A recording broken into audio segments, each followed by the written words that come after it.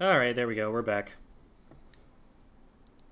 Discord's not back yet, but I think stream is.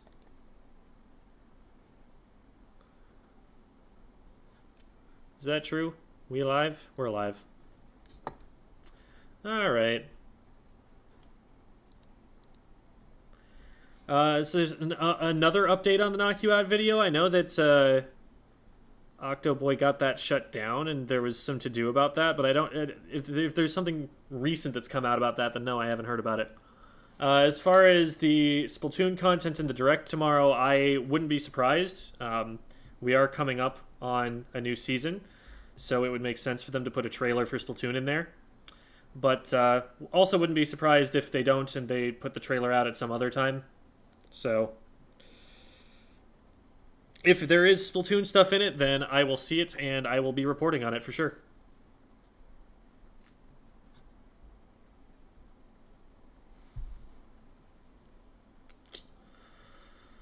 Alright, Discord, what are you doing here? Work with me.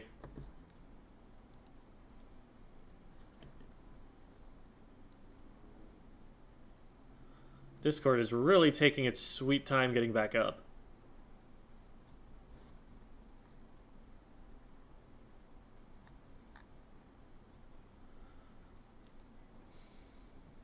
Yeah, he's smoking. All right, there we are. He is. Oh, FYI, Jerry, the what is it? Your Discord call overlay doesn't show on stream right now.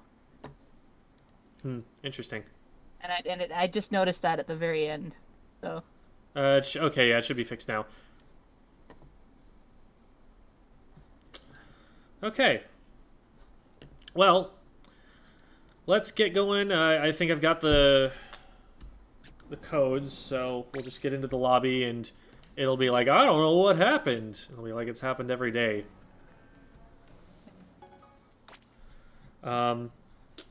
So the first code that you put down is the one that you want to for sure go over, correct, Bren? Or Bren? That's the. Let me actually see. Because I sent those like an hour ago. Well, the first letter is R, so I can at least do that much. Yeah, they're both R. I need to check on the NSO app. Yeah, replay number, but a little bit. Yeah. It's so annoying that I can't look at it in the like lobby because it's been over 50 games, so I have to actually open up the app.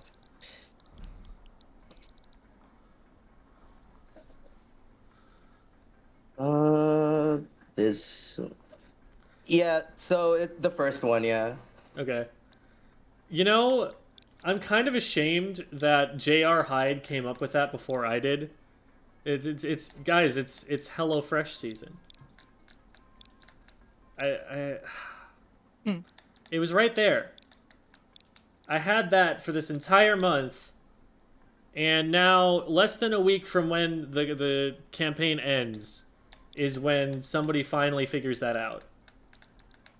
Deeply disappointing. I need to improve my marketing skills. Alright. Svenny on the squeezer? Yeah, so this was a match that we had during LSL. We ended up making top cut, but we just lost. But this was one of the best matches that we had. It was very close. Oh, also, can you like stream it here? Yeah, sure thing. Yeah, the stream's got that big delay. It's almost set. There it is. Let me see. There it is. You don't have a VOD for it or anything, unfortunately, so it's just a replay. Alright.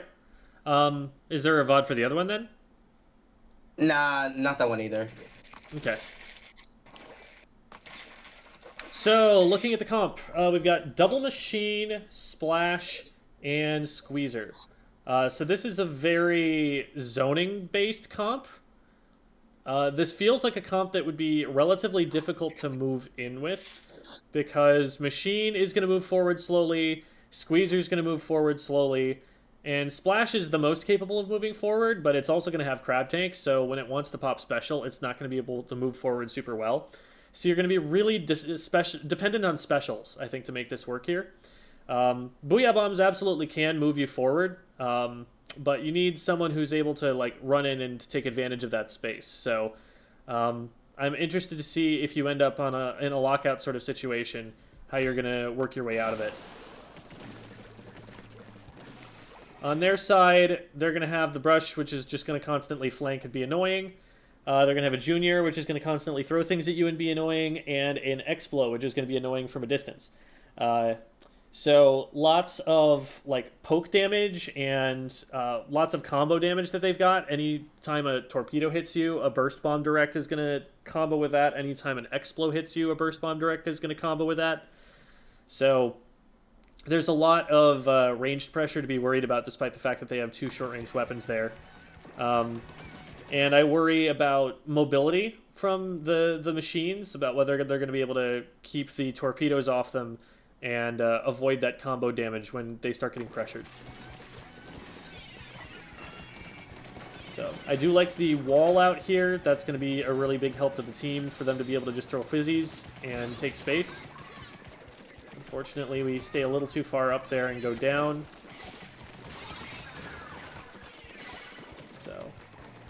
So far, just dead even, player for player each time. This would be an excellent time to maybe throw out a wall and defend the team a little bit from some of those shots, but yeah, definitely don't stay on that sight line for too long. Alright, glad that you're checking back before you go do stuff. That was a little bit hasty, I would say, on the Trizuka. Trizuka should always be used from a position where you're going to be safe. It should be used from, like, backline positions. Because you really cannot move with that thing. So, like, I would at least hop up onto the platform to your left so that you have a better sight line. And on top of that, it doesn't help that you're going out while you already have a torpedo on you. So that's going to be a threat, and if you were up a little bit higher or something, then maybe this Brush wouldn't be able to get this close to you, is what I'm thinking, or a little bit further back. Because the torpedo itself isn't going to kill you. It's the Brush follow-up that definitely does that. Uh-huh. The replay was saved by my teammate, so I'm actually the second machine, Bren. Oh, would you like me to be looking from your perspective then? Yeah. Well, okay. It's also good that you're looking at theirs, yeah.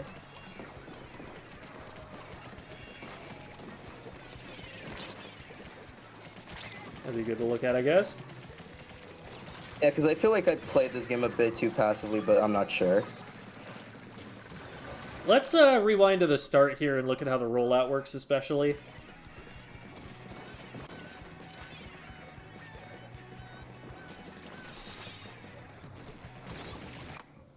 I like this idea of like having a wall in front and just be pelting them with fizzies that they can't do anything about, except for the fact that they can do something about it with their Brush. Brush is going to be like hopping up over the walls and getting people. And if we're not painting defensively for that, that's just going to eat us alive. So this is why I don't feel super comfortable about not having a frontliner. Because, like, if it were just this, like, zone and then bridge and then zone, this would be phenomenal. But because there's someone flanking us constantly, like, we need some way to check those corners. And I don't know how you do that with this comp. Like, the Brush has been a menace for the maybe 30 seconds of the game we've watched so far.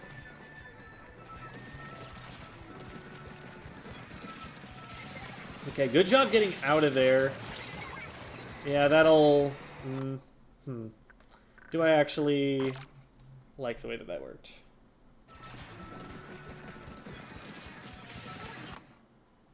I think the Booyah Bomb was actually what got you killed. I think if you didn't use the Booyah Bomb here, you would have been fine. Remember that the Crab Tank turns much slower than any other weapon can. Like, its aim can't shift very far. You can kind of just, like, outrun it like you were there. So, once you just drop over that wall, you're fine, except that you put yourself in view of its rapid-fire shots that have already had time to rev up.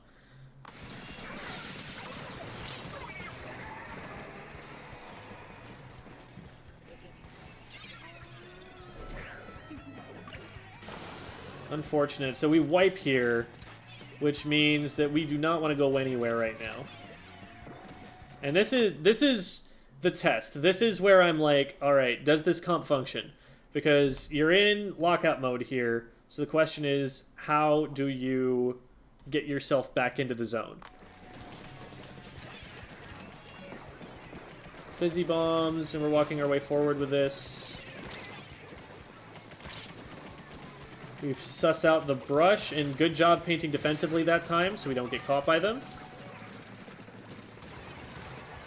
I'm a little worried about how long it took to get up there, because being here, what we need to do is secure our ramp. We don't have ramp yet. You can see in the bottom right-hand corner, the brush is still there. So, until we have ramp, like, being here isn't going to accomplish much for us. And so, I'm not sure I like the idea of going up over that wall yet, because we haven't cleared out the area for our teammates to follow us in. Okay, now we get the brush. Ends up working out. Okay, so. False alarm. We had a good fight on the brush, apparently, so we didn't have to worry about it. So now, how do we get the zone? I think there's... Okay, never mind. No, this is machine gameplay right here. I don't know why we ran forward after that. Like, if someone pops up over the wall like that, that should be an immediate run backwards. It's because my teammate popped the crab, and then we started moving up to capitalize on it, and then they showed up. Oh, okay.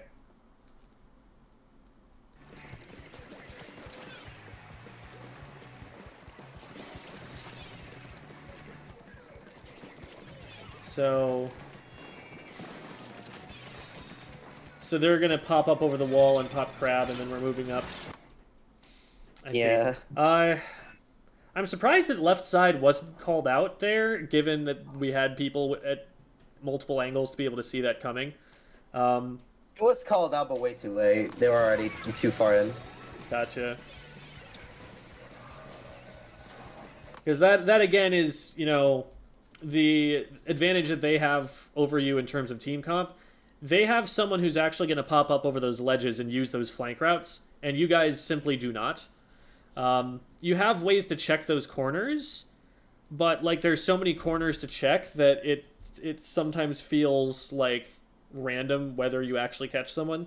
But I would still feel uncomfortable about being around that bridge area if you don't have paint control down there, if you don't know for sure that the walls are painted. You know, there are a lot of places they could be lurking, and we're not really regarding those as we move up sometimes. So for my part, I'm sitting on the left there at the back, so I can maybe try to see people coming, and if they are, like, try to at least hit them a little bit so they have to back up. The problem is just under the bridge because I can't secure that, and neither can my teammates. And that's what's mostly it's getting often us.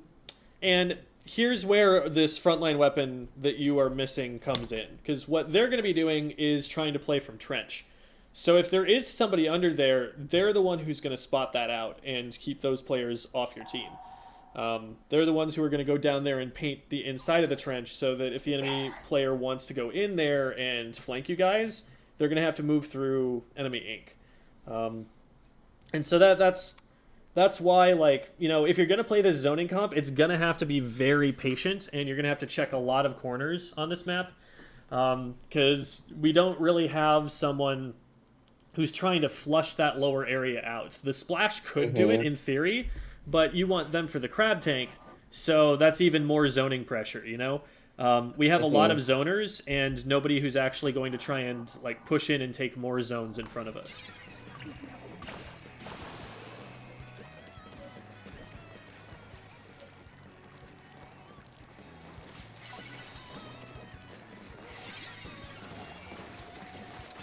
So priority here is just to get the zone neutralized and to stay alive as much as we possibly can. Trade is fine, I guess, but like we'd really rather keep ourselves alive and maintain as many numbers as we can so we have painting resources. Losing the splash there is actually kind of a big deal because you and your other machine are going to have some ink efficiency problems here. Like, you have good burst paint, but you don't have good sustained paint. So they could potentially start just out painting you here Fortunately, they traded the Junior, which is their best painting weapon. So you're not losing, you know, relatively that much. I like this push forward here because you were smoke screen. This would have been a... Yeah, I would have just immediately popped the Booyah Bomb and thrown that before I went in. Just give them as little time as possible to realize someone's coming over onto their side of zone. Good location. Oh, don't drop down. Dropping down means you lose all of the opportunity that you had to follow up on the Booyah Bomb. Booyah Bomb is going to be completely dissipated by the time you get back up this wall.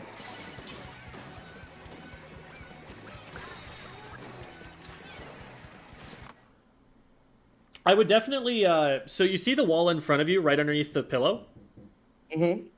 I would put a slosh on that wall so that if somebody ever does want to flank over that left side, jumping onto that wall and swimming up the other side is an option. I would also paint the wall on the backside of their zone here. Even if you don't plan on using it right now, it's a way you can get from the level that you're at up onto their zone. Just 2 sloshes in each of those places, like 2 sloshes each, one slosh each, 2 sloshes total on each of those walls. And that cuts off their movement options and adds to your movement options in a way that I think is valuable on this map. My teammate went down and I just panicked. Gotcha. As soon as my teammate went down, I just... Because I was like, you're still fine. Yeah, I realized that as soon as I hit the button. You've got support behind you, and, you know, you can stand your ground there, just, but... just watch this, because it's actually insane. Oh my god.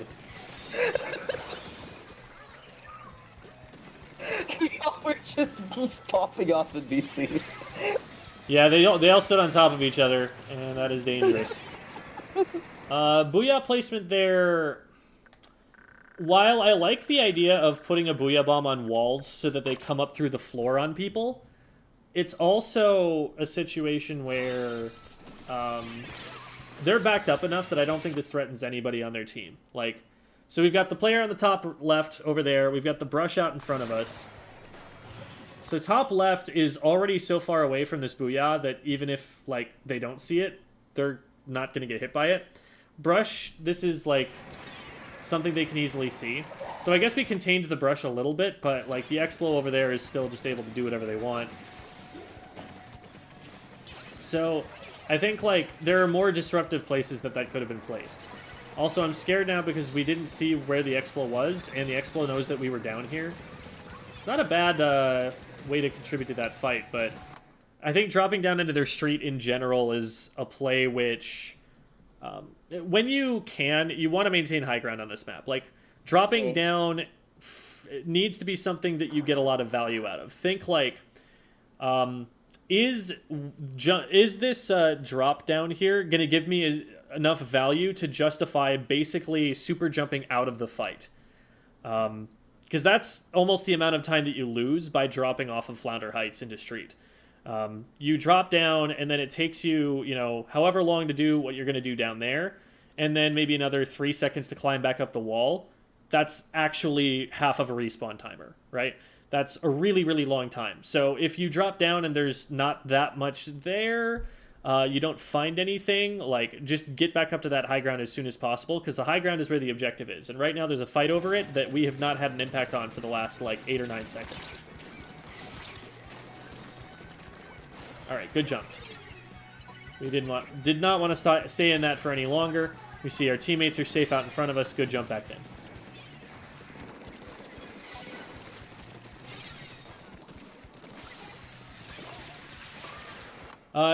Coming up this wall is actually really scary. Like, that particular wall, that you usually want to go up the back wall to your left side, because coming up this wall, if somebody's on your side zone, then they can shoot you off the wall. And if there's someone sharking underneath, like a roller or something like a brush that can hit up over walls, as soon as you pop up on the other side of the wall, they're going to hit you, and you don't even have, like, ink to swim in to get yourself back off the wall. You have to, like, walk off the wall, which takes longer and gives them more shots. So, if you're going to just use this to get height for Booyah, I would pop the Booyah sooner instead of walking around on top of the wall, so that you're not going to get seen by whatever is sharking below you. Yeah, there was still that player there. Well, like we saw that on the way up, so that's probably something we should have looked at as soon as the booyah was done and we had attended to the zone. Hey, hey, hey. And there's falling Yeah, off that's the why ledge I again. went We lost a there. lot of time moving up.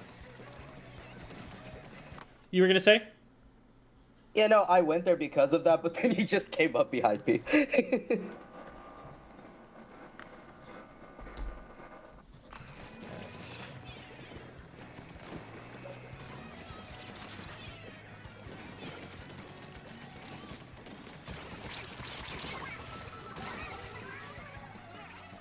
Okay, that's not a bad place to try and hold the top of their ramp there. So I like that we're keeping our zone there to make sure that like this slosh right here was one of the ones I was talking about. Definitely, we had 4 shots on them, so that's a good fight to take, and just the way that we win that is by hitting more shots next time. Because that definitely can be a clean pick. So even though you missed the shots and you ended up losing the fight and your teammate had to follow it up, like, that's still, in theory, a good one to take.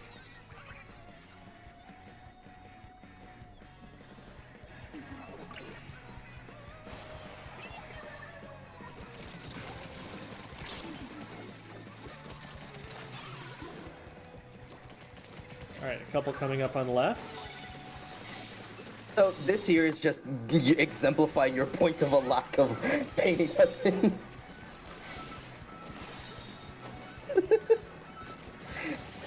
Struggling against the expo. Yeah, like, if we can keep them far enough away that they can't paint, then that's a W for sure.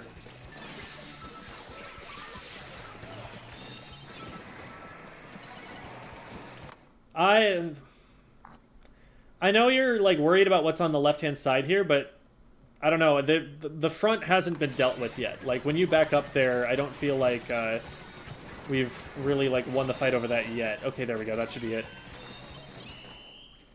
Yeah, All right. A lot of that was because I kind of already knew my teammates were going to be more aggressive, so I was trying to stay more back. Yeah, fair enough. Not necessarily a backliner, but just trying to keep an eye on things so they can have more freedom to go up. No, absolutely, and that's good awareness. Like, knowing to cover the angle that's not covered. That's really important.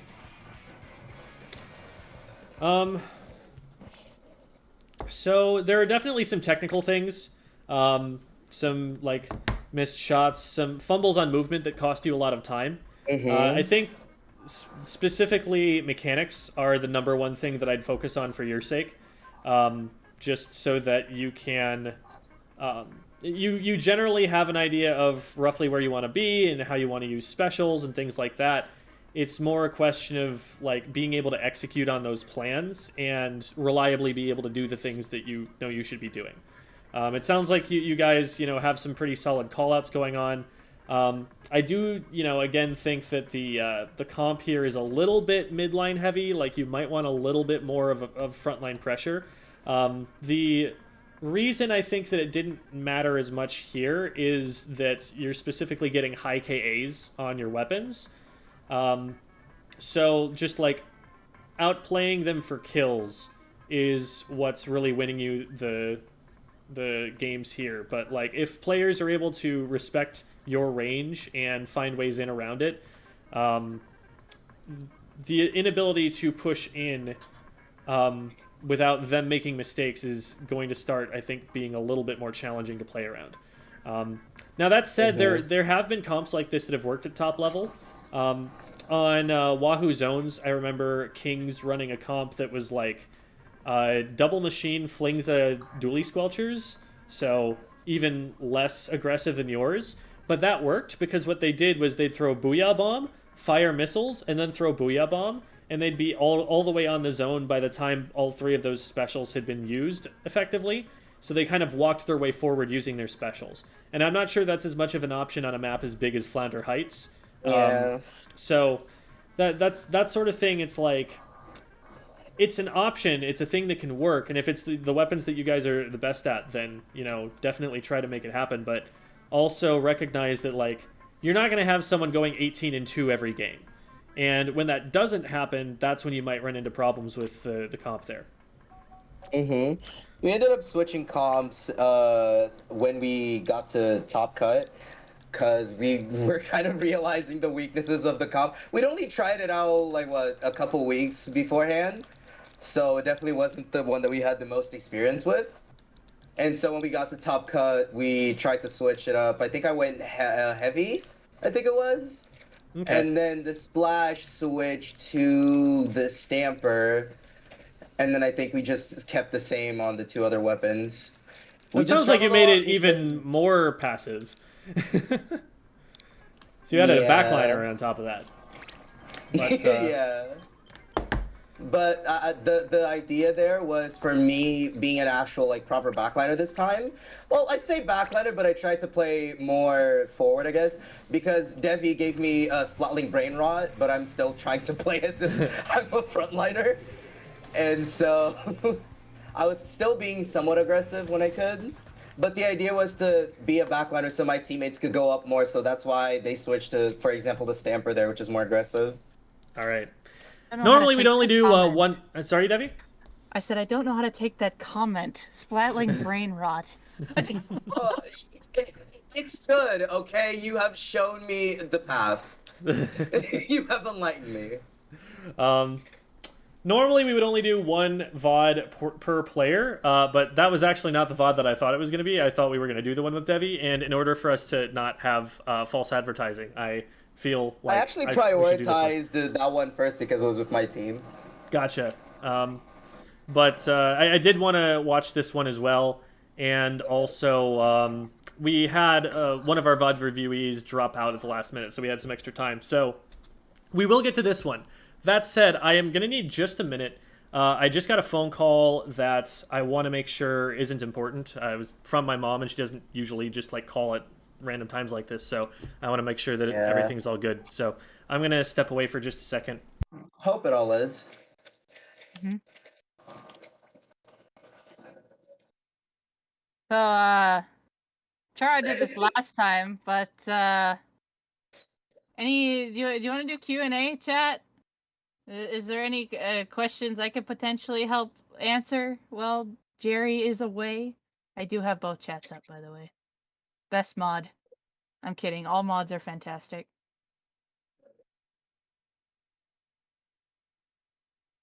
What if they're all the best mods? They are.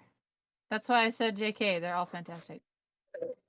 What Splatfest team to pick? Well, I went milk chocolate because I love chocolate, and that's the one I vibe with the most. Do I have Listen, animals? Yes. I'm going to do white chocolate propaganda. Okay, hold on. Do I have animals? Yes, I have. They're currently in the household I'm in. There are 3 dogs and 2 cats. Who's Jerry? That's my nickname for Jim. All right, we're all good. And yes, so Jerry is something that Cookie started calling me a while back. Cookie was a former teammate from when I played on the Grillers. Devvy is still teammates with Cookie. Yep. I like ballpoint splatling. I do, in a way. Well, what is it? When it was meta, I had a time where I forced myself to play it, and it just gave me a bad relationship with the ballpoint. But I'm trying to fix that. It is currently it's the last on my list to learn, because I want to get a mesh between the front line and the back line splatlings, and the ballpoint is both. So I'm gonna do that one last once I have my experience with the front line and back line splatlings. Do you think you'd play it more if it had a better kit? Probably. But I mean, depending on the scenario as well. Like, it could, if the kit benefits a map that I struggle on with Heavy or Hydra, and I don't really feel comfy playing Mini or not on, ballpoint would be the answer. All right.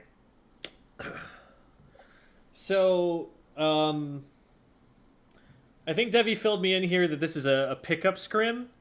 I don't know who you guys are playing with. I didn't check. We're playing with. Yeah. Oh, okay. This is Splat-a-Lot. Hey, I tried out for that team at one point. So I actually know these players pretty well. So okay, they're running Neo, Wiz, Graz, and Sam. I don't recognize Sam actually. Sam oh no, the Splat-a-Lot I. Okay, gotcha. The Splat-a-Lot Imbeciles is the name of that team. I'm not making that up. Okay, gotcha. Yeah, so So here this is we a very have standard comp you're up against here. You have a couple shooters, Nautilus. So that's going to be your aggressive core, and then you just got to watch for E-liter sight lines. And then we've got, this is actually something that you'll probably be very comfortable in then, given the rest of your team and what they play. Again, a little bit midline heavy. Like, this is probably going to make it so that Devvy is going to want to make some aggressive flanking plays, which, you know, she's always happy to do. But I think here you definitely want to be playing more of a frontline role, because otherwise, if your splash goes in on something, they're kind of alone. They've got a lot of crossfire support, but they don't have someone who's going to actually move in with them. And as soon as they walk around any kind of corner, they're isolated. So definitely something where, like, you're going to want to play more of the battle sloshing machine rather than the zoning sloshing machine when we start going in engagements. this whole pickup, I had a lot of issues with being too passive. And I think, like, when we played, like, you saw that I can be aggressive, but that was partially because it was solo queue. So, but then here, it was against a somewhat, I got, like, yeah, like, mid-level team. And so it is intimidating for me. And so in situations like that, I tend to play more passively. And I have to, like, consciously be thinking about it to make it happen so I get more aggressive. And you can see the kind of the discomfort between how the pickup is, because we have a Div 1, a Div 4, and 2 other lower. So you can kind of see that lack of confidence going into this. Yeah. I'm going to watch this from the overhead if y'all don't mind, just so that we can see, like, team dynamics here. Because I think this will kind of illustrate positioning better than watching it just from your individual perspective. We were actually going to do it with Landon from DNA instead of Devvy, but he couldn't show up. So I asked Devvy if she could make it, and she was really nice and said yes. So awesome. It was actually good. I tried to get something more balanced going on in terms of the divs. So, remember that whole thing I said about watching E-liter sightlines? You should be dead. Mm-hmm. I don't know how you lived. The reason you lived was that Neo missed a shot, and that's all there is to it. Absolutely. This is where it goes downhill, because everyone goes to the same spot, and I'm watching, like... Yeah. So, like... This is honestly relatively aggressive positioning for you. I would say that this is probably maybe a slightly stronger position for the squeezer, where you're pushed up over there. Because for one thing, they have a wall, so that lets them work across that open sight line. And number two, they have more range. So they could actually threaten to push up and potentially threaten the E-liter. It's not the comfiest of plays. It definitely requires that you be drawing the E-liter's attention elsewhere, because otherwise they can just kind of shred the shield and then have an open shot. But that's the sort of thing that I would expect the squeezer to be doing more than you here, because from here, I'm just thinking, what can you see and threaten? You can throw fizzies, but those fizzies are not going to land on their plat. They might be able to land on back of zone, and so maybe your goal is to try and paint the zone and get that capped. But you have to make sure that you're accounting for your own safety first. And the enemy team is the absolute least likely to drop down into that left-hand side, their right, your left, because it doesn't give them a lot of cover. And so if they're going to be going for it, they're going to be moving ahead very quickly with frontline weapons. And with you posted up there, that's unlikely to happen. So I'm just thinking, like, once you've established a presence there, I don't know how much more you can accomplish besides being in the way. We might want to shift if the E-liter is going to be looking at us here to someplace else. Yeah, we do all just kind of drop down into the same spot there. And the thing is, there's no one to be fighting here. The only thing that there is on the left right now is the E-liter's sightline, and everybody else on their team is spread out more around the right side of the map, if anything. They're taking a very conservative rollout. I think they're painting for specials before they go for anything here. So, yeah, I'm not, like... I'd be curious to hear the comms and, like, how we all got, like, bunched on top of each other there. So yeah, that's going to be a jump back to Devvy's situation. Exactly what Svenny did. Svenny played that really well. Jumping back to Devvy keeps Svenny in play for a lot longer, and it's a relatively safe position to go to. So, yeah, good thinking to get out of there. So let's just paint up, get specials. We should have plenty by the time that we get back. We have a crab ready to go.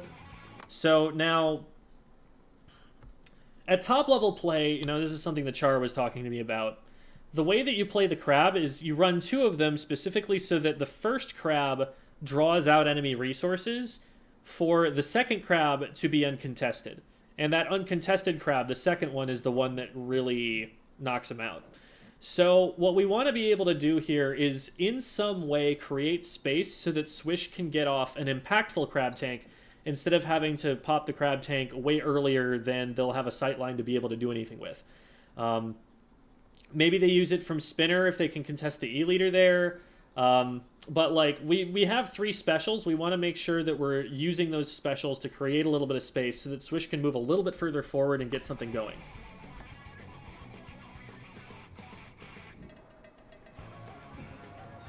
So there's a Booyah going out. We've already gotten 1 with that, which is excellent.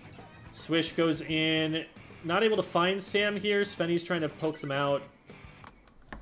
Okay, the fight is happening on the left here. So, like, I want to point out that, like, my eye was drawn to the left-hand side because that's where there was, like, all of this team activity.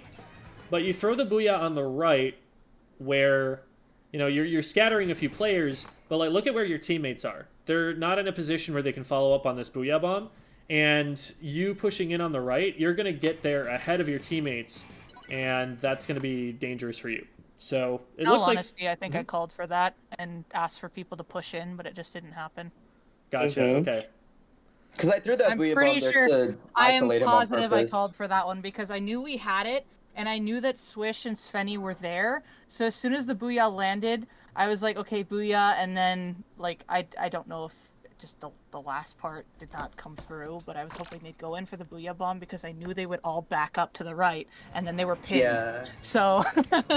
yeah, so like, Swish and that Svenny are... perfectly are... isolated. Swish and Svenny are isolating the splash over here. They don't end up getting them. No, but they still could have kept going forward because it was just the one, and it would be a 2v1 there. And considering with the splash and the squeezer combo with the long shots and the burst bomb and just kind of moving in on that, they either would have got the pick or put them in this situation that they're in wall right now. Too. Mm-hmm. Yeah, it feels like there's a slight desync where like they might have needed like maybe 1 more second to get there to save Bren. But... Oh no, yeah, because it is a pickup. So the only ones that have chemistry are like me and my teammate and me and Devvy to some extent. Yeah. But I can definitely see where the play was there, because, yeah, they wanted to move left to right on that. I think they were just being cautious. So, we end up getting the zone anyway, and their crab, I think, just got used, if I'm correct, so that didn't get them an awful lot. That's kind of a wasted special on their part. Swish goes up and gets 1 on the left, which is excellent, so now Svenny and Devvy really just have to hold on the right, and we're in good shape. Swish is already pushing around to the left and getting in their way. So from here, we could potentially collapse on the right, because they have to be looking in 2 different directions. They have to look at Swish, and they have to look at the right. And if Graz and WizBiz were to drop right, then Swish could kind of pinch in and complete this. We want to make sure that we are taking this fight before they get reinforcements, because if we don't keep the pressure on, then they're going to be able to break out. How did Bren get there? Let me take a quick look. I was just walking under ledge.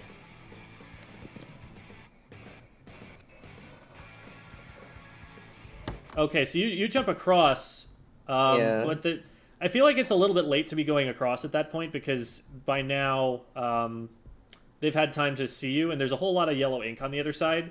So, like, yes, Swish is there, but, like, he's been kind of... You can see how he was weaving around the enemy team.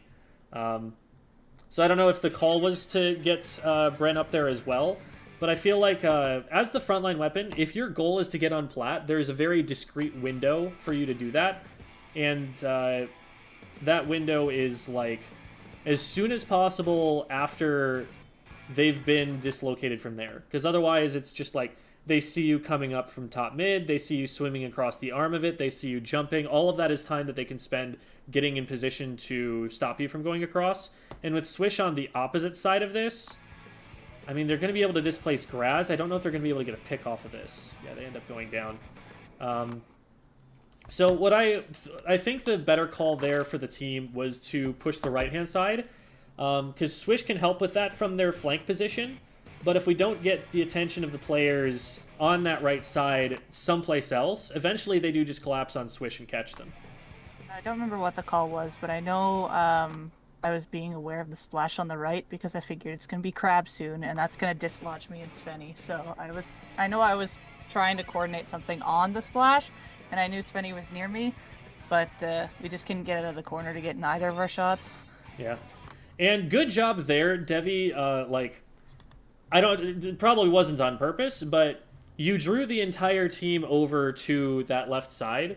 So before they were able to get on plat, the rest of your team is back on your own plat. I think they know that sometimes I just stand there and tank it sometimes, so I just nope.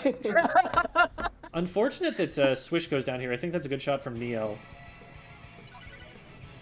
Yeah, no, Neo is really good at hitting those shots. He's scary. They're scary, dude. That's why I played the leader game pretty well here. Yeah, they kind of snap over, so that's one down. I like the use of the wall here to keep yourself safe from the E-leader. We know that there's a splash on plat, so we just force that out using the cover so that the E-leader can't shoot at us in the meantime. And now is the time to start popping specials. Yes, we do. Booyah Bomb goes in on the left, which clears it out so that Swish can go in on left. Again, we're pushing one on left and one on right. We really want to be making sure that we're going somewhat close to where our teammates are. You don't want to bunch up so that a single Booyah Bomb or Crab can just shred everybody, but also I'm worried that Swish and Bren can't help each other right now. There's no way that what you think. Where do you think we should have gone? Because I think this should have been a left to right play. Yeah. Yeah, that's what has been working so far. What I'd like to see is for Svenny to be kind of leading the charge, getting a wall up on the left-hand side so that Neo can't snipe anybody. And then you work your way up with that, taking the zone as you go. And then if they start to try and engage from the right, then you collapse towards the right so that you, again, get out of Neo's sightline. Basically, the idea is box Neo out of the engagements with cover and take the fight against the other three players who are kind of grouped up and susceptible to getting specials thrown at them. Okay, let's back up and take a look at how that actually plays out. Neo is scary, is what happened. Well, once you face it long enough, it's okay, I'm gonna beat you this time. Pretty backliners, you just you get to a point in your competitive career where you're if I give them a shot, they're gonna hit the shot, and that happens, a lot sooner than just top level. Yeah. So at a certain point, you just got to go in with a certain mindset. Well, I gave them a shot, so they took the shot. Makes sense. So another Booyah Bomb goes off on the right-hand side, and again, if we're Booyah Bombing right, then we kind of want some follow-up to be on right, because all they're going to do is back up from this Booyah Bomb and then re-engage, and, what have we gained from it? So it's if we're isolating a player by this, if we're, forcing them toward us, I think that that's valuable. And if we're able to, make it safe to push in or smoke screen someone so they can get on top of the enemy team, that's valuable. But we just threw it out on the corner of the zone and it's already painted over, and I don't know what that's gonna do for us here. So what was going here is that I remember Swish saying the Crab, and then we had the Booyahs out to go here. It was just the reaction time wasn't there to go with the specials quick enough, because I do remember the initial call. I'm pretty sure Swish started the initial call.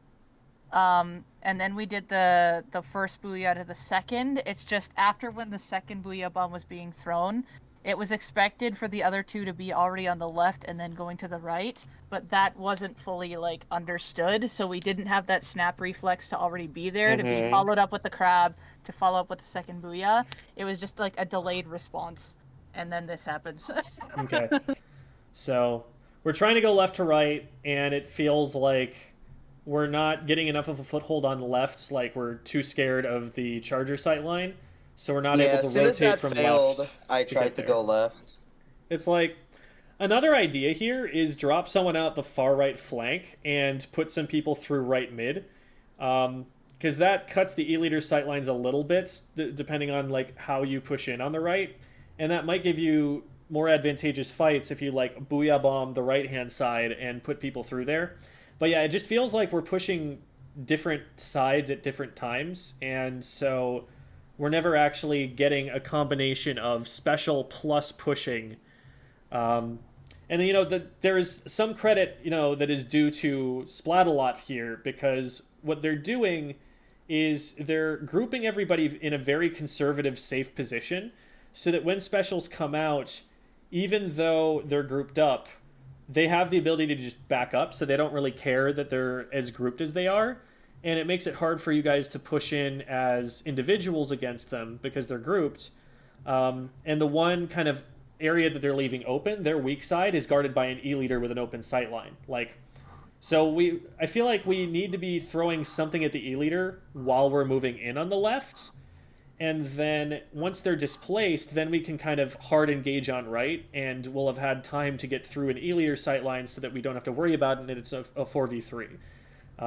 But I think like a couple of the Booyah Bomb placements have been maybe like mistimed with the expectation of a push going in, or that the push has been slow, whatever we want to say was the cause of that. The fact that those aren't coming in at the same time is probably why we're not really able to get very far here. So Bren, I think, is sniped again. And again, that's just lack of experience against, higher level E-leader players. It's not going to get any easier than this E-leader player. So the big thing for you is just, if they have a sight line, do not give them a shot. And only move through an E-leader sight line when you know that they are still charging and that they do not have a shot yet. In that particular situation, I kind of was forced to because of the tri-strike and the two people on right. Gotcha. So it was kind of unfortunate. We do end up getting one, so we should definitely start moving in here. Looks like Devvy's trying to take the right-hand side. Devvy succeeds. Devvy gets two. Was that called? Because, no, everyone's actually shifting left. I'm pretty sure as soon as I came back in, I'm like, I'm going right, and I just went for it because I knew they were not prepared for it. Okay.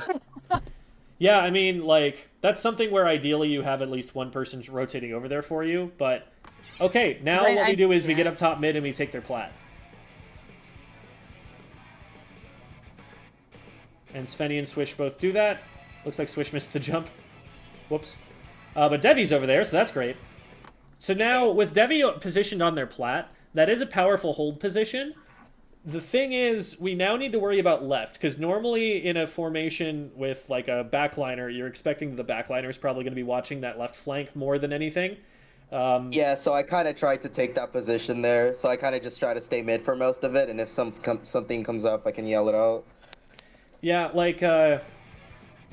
I think, being on, top mid, which is, I think, where you are, is the idea that maybe you could eventually jump across and try and help on plat, or... For me, it was just me throwing fizzies, because it lets me throw fizzies on their plat, so I can maybe help my teammates if someone gets too close, and I can also keep an eye on the left side. Unfortunate moment in this freeze frame. The spinner moved to a point where I didn't get around it in time. I'm my left side is exposed, and I got sniped. I'm also surprised that nobody else went over with you. That yeah, I kind of got up there. And I'm like, okay, nobody else came with. And then when I looked back on the map when I died, I saw Swish behind me has crab. So I'm like, okay, I understand this. I didn't get the squeezer position. That's yeah, what I think he was trying to watch left. Yeah, I think Sven was trying to watch left. Because was already kind as soon as Devvy goes over, a Hydra is something that's really powerful, but it is also something that is cycle-based. It's got a lot of downtime. And having something that can, say, throw a wall in front of it during the downtime would give it a lot more longevity in any kind of position up there. So... Yeah, no, this was kind of the play that cemented it to us, that just kind of, the way we win this is by using our range. that and just aggression, because Yeah. like they keep going, like the way we've seen throughout this entire time is when we've used specials when we moved in, they're always lobbed in a group of 3 or the entire team is in one group. If everybody moves forward when we should have in those past given moments, they would be stuck to my fire, burst bomb fire, fizzy/your fire, and squeezer long shots. That is, and if one goes down, it paints each other's feet, and it's just a domino effect. But we never capitalized on that. So Yeah, it I just think let them come back I think in for Swish free. meant to be there and just messed up Yes. the jump, and at that point, like there was no time to get there, so the next best thing was to be posted up here as Crab. That I get.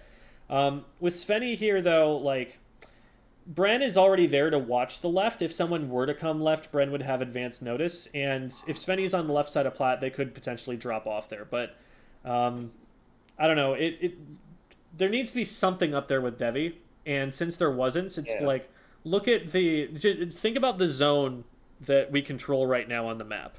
Because I think in this situation, it should like be me mid watching everything and throwing fizzies, Swish and Devvy up there fighting, and Sven maybe being along with me because he has that longer range, so he can also be poking with me. The other thing, Sven could be up here too, because Sven has a wall. Yeah, the If the wall. wall goes out on the left-hand side, that one protects me from the leader, protects Sven from the leader, and then we have a crossfire shot from both sides of Plat.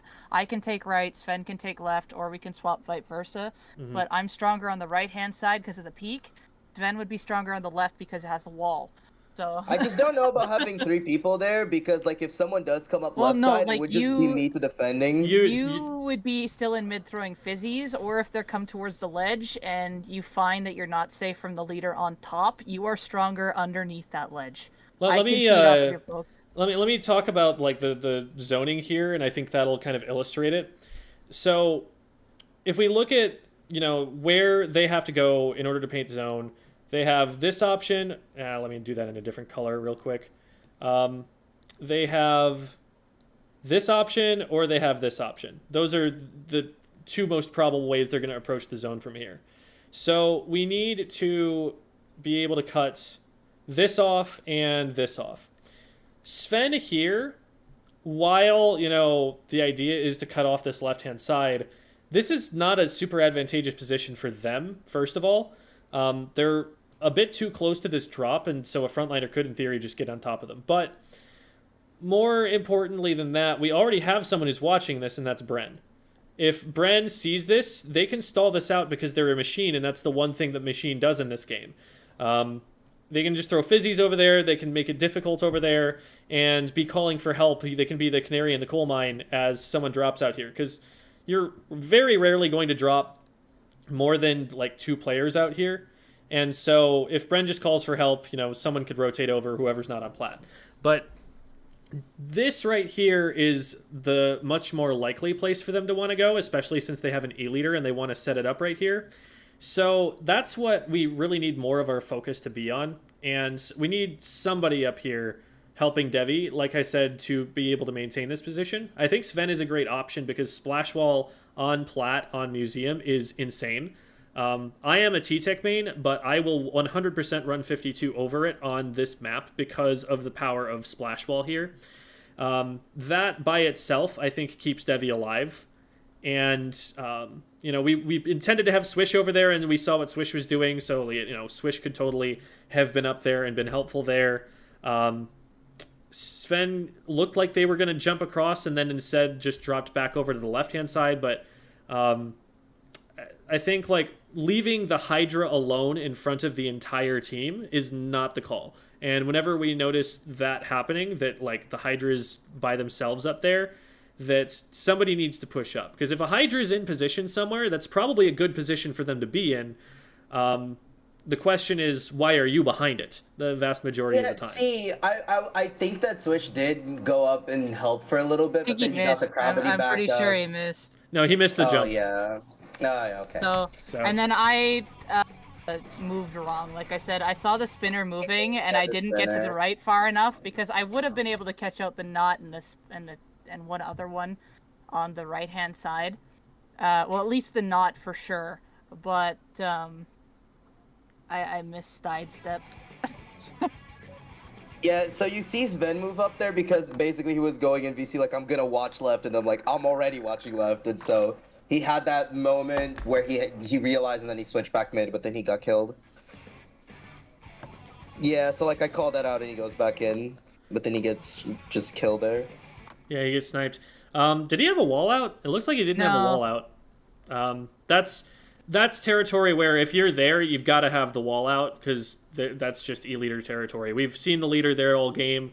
They've showed no signs of slowing down, so that's something where we needed to be protecting ourselves. Devvy gets collapsed on, Sven goes down from the leader, and now we're 2 down. We need to back up. We're not going to be able to hold zone from here. You know, if we can save ourselves a little bit of time. Oh, wait. Is Swish Yeah, we cracked? do Is get Swish two just going to, points like, 3v1 or 1v3? Bren gets the E-leader. Okay, so Bren, as soon as you get the E-leader there, what you want to be doing is know that there's a fight going on the right-hand side and go over to help it. It looks like you're, like, turning and running away from Graz here. You should be running toward that fight to help Swish, just in case Swish needs it, but... Okay, so Swish just absolutely 1v3s, wins the fight, saves the game. Not really saves the game. But I literally am right behind him shooting. Yeah, I prefer to get zoned than go over there because Devvy was already there. I didn't know if it was necessary to have like 3 people on a single person instead of capping zone. Dropping left there should probably get you killed, Bren. I'm expecting that you die in the next second. Yeah. Again, open sight line, long-range weapon. Just don't go there unless you have a wall or something. I was actually trying to get behind that little like thing on the left so I could. You don't have enough time. You never have enough time for that. Yeah. Like unfortunately. I know that's the closest thing you can do, and like that's definitely the idea, but it's a dead zone. It's just a place that you never want to be on either side. Can we save the zone? Yes, we can. Okay. I had a booyah too, and I'm just like, okay, it'll come out in time. Yeah. So. I like to think of it as fireworks for the win. Yeah. There you go. Just getting my stats, you know. Biggest thing I would say is just that it's a pickup, and so the coordination wasn't on point. We had multiple different plans that were trying to be run at the same time, and all of them were pretty good. Just the execution on them wasn't there because we were having to adjust, or we had 2 different plans instead of just committing to the one plan that got called. Yeah, Swish finally does pop off with that crab at the end. I think Swish might have been rotating over there with the expectation that they were going to drop right again because they've been going in from that side all game. And so maybe what they were thinking was, well, I know that they're all going to be here on right, so I'm just going to shark here, pop crab once they all drop and they're stuck in front of me. And he mowed them all down that way. So that would have been a much closer game, I think, if not for that wipe at that point, because once Swish gets 3 and Bren is able to go and snag the leader there, they just lost all of their momentum and went down from that. Yeah. But, yeah, I think big thing for you mechanically there is just watching out for leaders. Watch out for the leaders. And when a fight gets called, like, you don't want to be right on top of your teammates so you don't all die to the same booyah, but you also want to make sure that you can, like, actually have an impact on that fight from where you're standing. And if you get too far away... In that situation at the end with Devvy and Switch collapsing on someone, do you think I should have went there even though it was already a 2v1? Because they were like, in my train of thought was, they're backed up against a corner and there's 2 people there, especially one that has really long range. So in my mind, I didn't think there was really a chance that they would lose that fight. Like maybe someone gets killed, but we'd still win that. If anything, you could still come kind of like around on the ledge. Like you don't even have to come all the way there. Like what is it? For example, one could still trade off, and there still could be like a second one above. I couldn't remember if there was a second one above or not, so I was like, if I run out of charge and there was another one above. But I don't think me and Swish were looking at that at the time because we knew there was one right in front of us and one on the bottom left. So I came over to help cover to push one away so Swish could be protected from the other. And then ended up getting one, then we focused on the second one. But if Swish had traded and I ran out of charge, you'd be the backup plan. Yeah. Extra thing right here about this drop. I didn't see from the overhead, but you drop forward. If you drop backwards, you've got cover right in front of you, right? You've got top mid in between you and the crab, and now you're safe.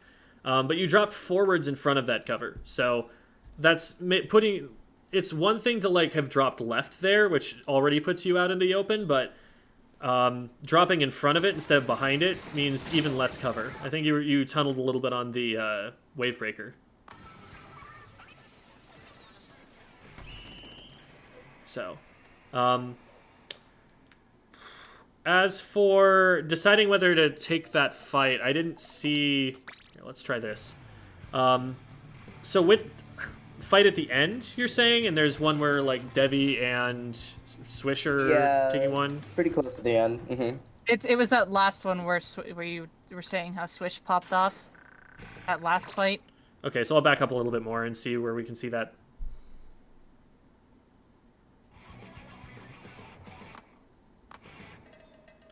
Okay, so Yeah, I Swish think this is when it starts.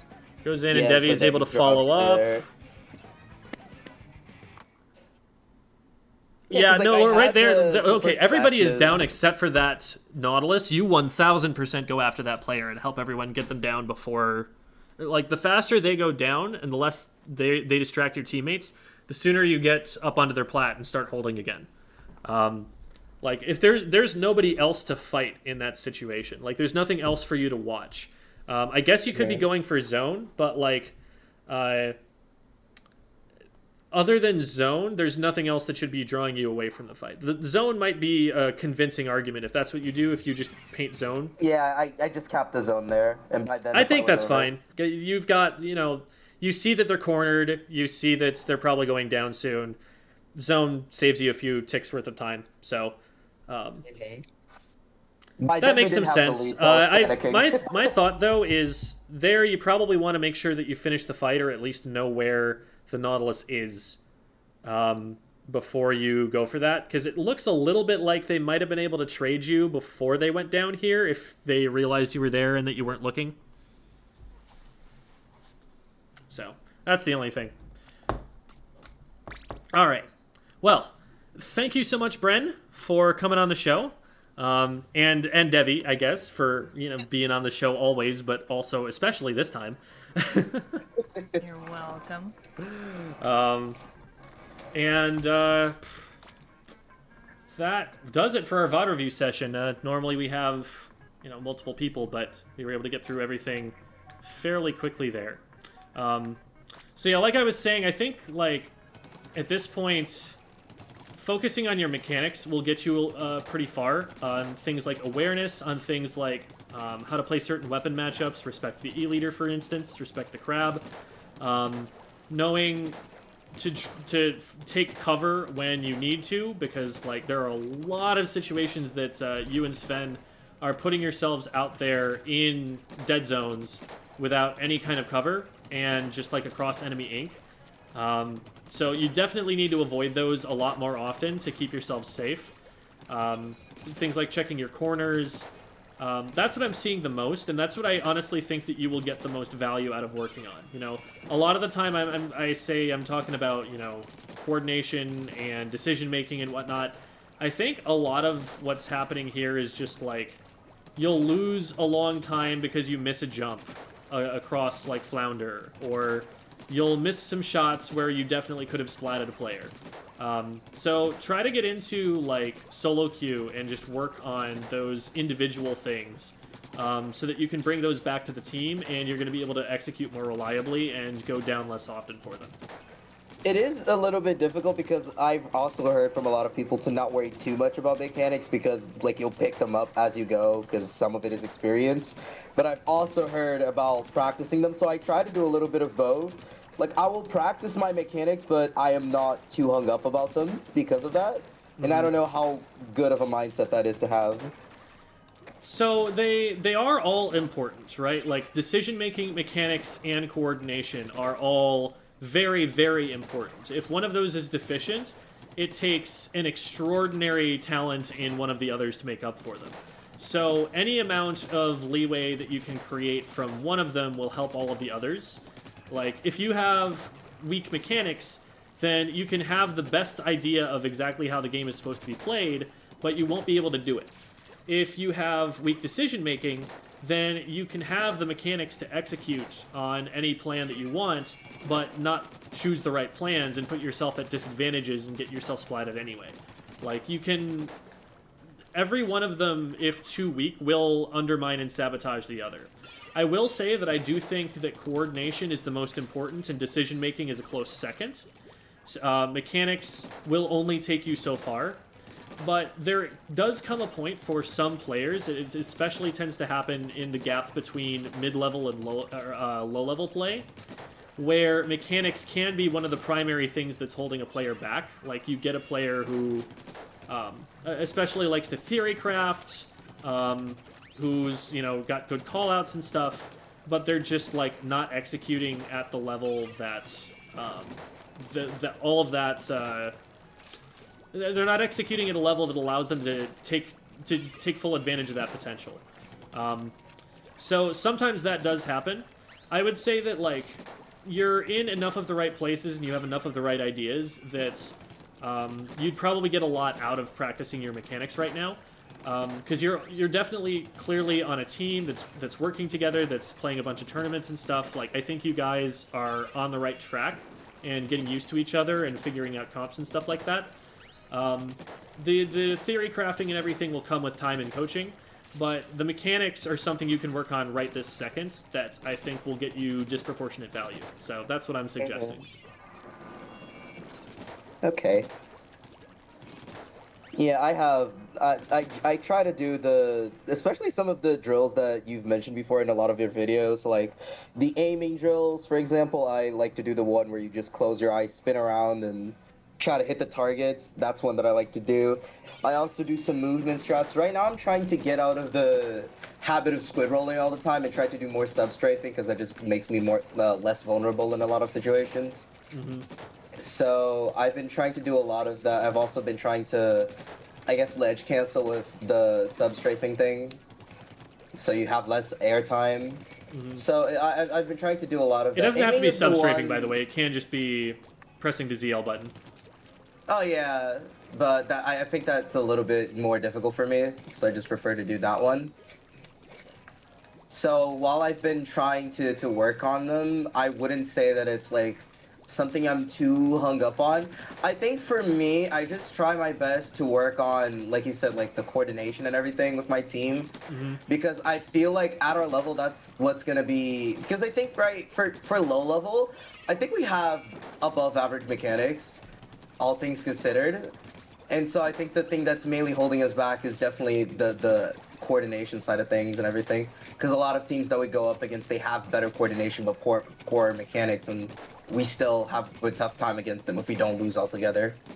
I think that's that actually what ended up in order to costing us talk top about bracket. coordination, I would have needed to see a replay with like callouts so that I know what's going on the comms. But based on what I can see, like especially like movement type stuff where you're just traversing the map in ways that are safe and fast and efficient. Things like keeping yourself behind cover is a big thing that we didn't mention there. It's not so much a drill, but it's something to work on. Stuff like that you can work on independent of the team is one advantage of it. Yeah. Like, you can work on mechanics in solo queue, and that's something that, like, I would focus on that in solo queue. Like, focus on your decision making and your coordination and stuff as a team, but in solo queue, be working on aim and movement a lot. See, that's actually why I've been trying to do more pickup scrims, especially with higher level players, because I have to worry less about the coordination side of things, especially because with higher level teams, people just kind of have a general idea of what to do when certain things happen. So there's, like, in this scrim there that I had with Devvy and everyone else, there was a lot less calling out what to do exactly than there is usually with my team. Obviously, there was still stuff there, but, you know, it was, I guess, because most people just kind of understood what to do, and that was really nice. So I got to work more on my mechanics, and I mentioned this to Devvy as well. It also lets me work on my fear of being aggressive against people with better mechanics. That game wasn't a good example of it because I was somewhat aggressive there. but there were definitely a lot of games in that scrim where I was mainly just throwing fizzies and staying back instead of going in with people. Yeah, And the I very need to work first on game that. would have been a great example of that, but I guess you can Yeah. refer to that and see it just because for how that game played out on the first game, you and your teammate there were pretty much locked on the left-hand side, which is a position I would normally take because usually like your kinds of weapons would hold mid with the splash. But because you guys took that position away, I had to play the right, which was a little more risky, and I was just like, okay. Yeah. So my aggression is definitely something I've been aware about for a long time. It like I said before, I have a way easier time with it in solo queue because there's not as much pressure. But when it gets in tournaments or like against high level players, I just get really intimidated, and so I'll just prefer to not fight as much because I'm scared of dying. That sounds like more of an individual decision-making kind of thing and less of a coordinated decision-making kind of thing. Yeah. Like, because if you're playing off of what your team is calling for and doing, then as soon as the call goes out, it's like, okay, it's time to fight, let's go. There's no, let's sit back here, it's go time, hold W key, let's go and get this guy. And that's what you tend to hear from, like, top-level callouts. It's not, like, really that complex. It's just, they're yelling the name of the guy that they want you to splat. Oh no, yeah. So since we had the last mod review with you and you mentioned not taking more than a fight, I've been practicing with my teammates to always be calling out what fights you're taking. And especially if there's someone that's like isolated, for example, you just start shouting out everyone to go after them. And that's been helping out a lot, actually. Nice. Glad to hear it. All right. Do you have any questions for me? I think that was pretty much all of it, really. The only thing I would want to know is if you have any sort of practices for like knowing where to be on the map, like what kind of things I should be thinking about when considering that. Where are your teammates? Are they fighting? Where are the opponents? Do they have numbers? And do they have specials to be able to help? So, like, if the enemy team has been giving up a lot of space, but they have, like, 2 crabs ready to go, maybe not the best time to push. But if the enemy team has been giving up space because your teammates have been chasing them backwards, then yeah, get in there. I have more difficulty with neutral. See, because like when it's situations like that, there's more things telling me what to do. So like, yeah, if I see that there are like 2 people down, that's kind of my signal to go. But in neutral, it's just a whole lot of like shooting at each other and hoping someone dies. Yep. So I just don't really know what to do. There's nothing telling me what to do. I just kind of The thing you do is you farm for special and use the special to take a fight. Yeah, and that's slash kind in of the direction of where people are, even though you can't hit them. Still, like, you know, make your presence know, hey, I'm a bucket, I have fizzies, I can slosh here, you don't want to approach me, so I'm going to keep you back as we're basically playing the same game until someone moves the first pawn. Yeah, I'm just the intimidation factor. Just there to be spooky. But that's pretty much it, yeah. I just need to work on my neutral more. Sounds good. I'll go play a game of tower control for the sake of talking about some sloshing machine stuff. You need to skedaddle. I have to go do another review, so I will be in chats. But Yo, all right, sounds Jem, good. if you manage to get a 3-0 on this, I'm getting a HelloFresh box with your code. Alright. We'll see what we can do. This is a series, actually, so I don't know if... okay, so if you manage to get all games without but a I single might have loss, 2 I am wins getting on the it, so it might HelloFresh. be the next 3 games. We'll see. Nah, Do I have to do it all let's on machine? That would actually be great. I would love to see you try that. Alright. We'll see what we can do.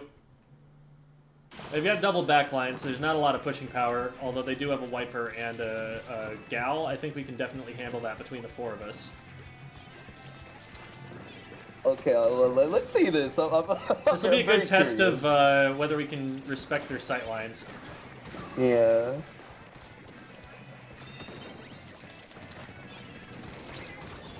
There we go. Good job, teammate. What are you doing here? Oh, you've got a knee leader behind you, is what you're doing? Let's open that up. Well... That was a really good fizzy there, yeah. Because they have nowhere to go besides backward. Guys, push up! We have the backliners down. What are we waiting for? Oh, no. This is this is probably the not a smart solo queue idea. Yeah, I should experience. not have done that, but we're alive.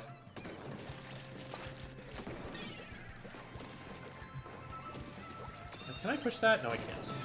Oh god. Now my teammate is gonna die because they jumped into me.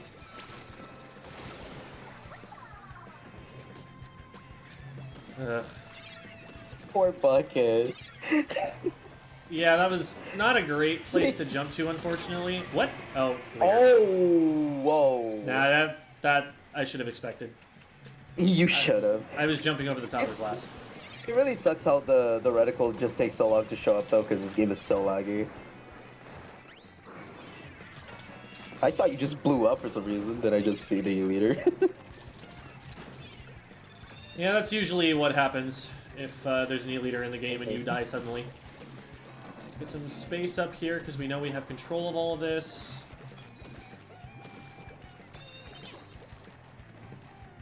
This might not be a great place. Okay, Hydra's there. That's so mean Oh, for you come to on. do to them. I don't know. I feel like I should have people up front there with me sooner than we do. Because, like, we'd won a fight already, we had painted up through mid. There's a lot screaming, like, push up to me there that I wasn't really getting from everybody else. It's just like solo queue is less a team-based game and more just how much can you do by yourself and hope that your teammates can capitalize on. Like, it's very finicky to make plays expecting that someone will follow up on it because most of the time they won't. It gets better if it's like, for example, X rank and you're getting like to top 500 and such, because then you start getting matched with more people who actually do comp, and so they have that awareness of things. But a lot of the times you're just gonna be playing with people who are like not necessarily casuals, but they're not, you know, they're not necessarily thinking of those things. All right, we gotta get the tower here. Get that sent back, please.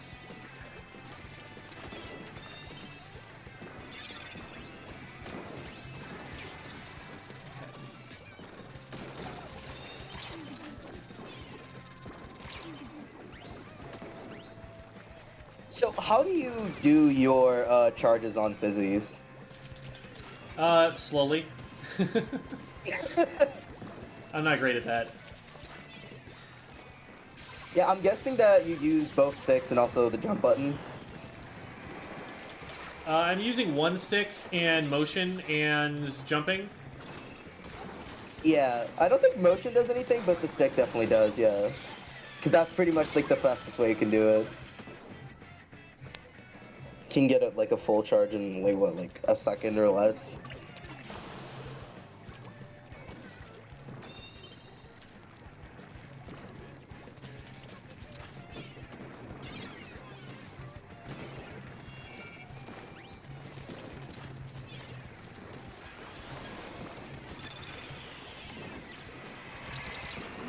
Okay, we're live. You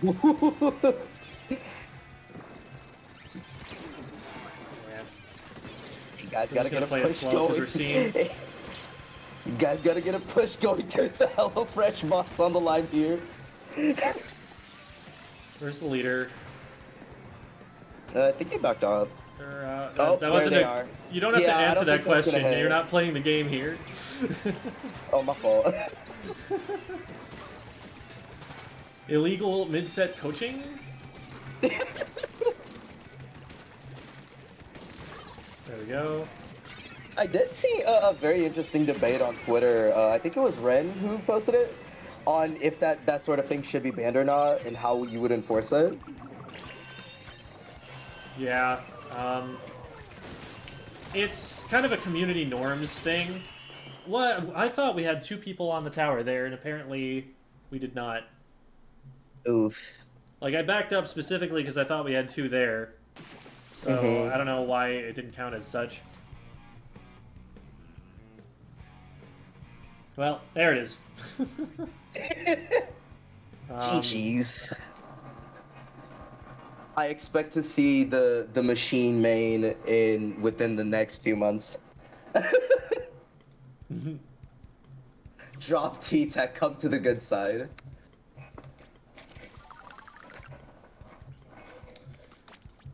We'll pause it there. Yeah,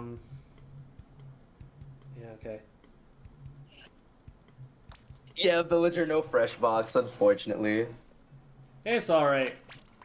I appreciate the offer anyway. It was a good little challenge. All right. Well, I'm gonna keep going for a little bit and maybe do some Q&A. But thank you so much for being on the call. All right, no problem. I will see you later sometime. Yeah, sure thing. And talk to you later, Devvy. Thanks for being here as always. Oh, I think she already left a long right. time ago, actually. Well, she might still be in chat or something. But Yeah, true. Yeah. all right. Well, bye. Talk to you later.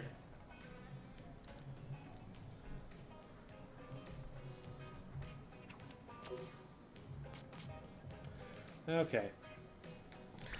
Let's save this and answer some questions. No gem made try stringer instead. Phantomu has been after me to play that weapon. But I'm sorry, the Tentatek is the only one for me.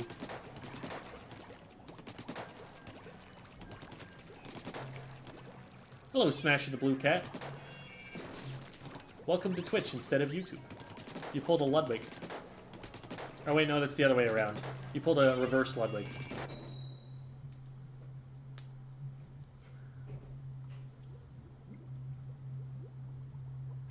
How do I figure out what I am doing wrong? Ask someone who would know better. It's probably the quickest way. There's a lot that you can do in VOD reviews if you know what you're looking for, but if you don't know what you're looking for, there's only so far that'll get you.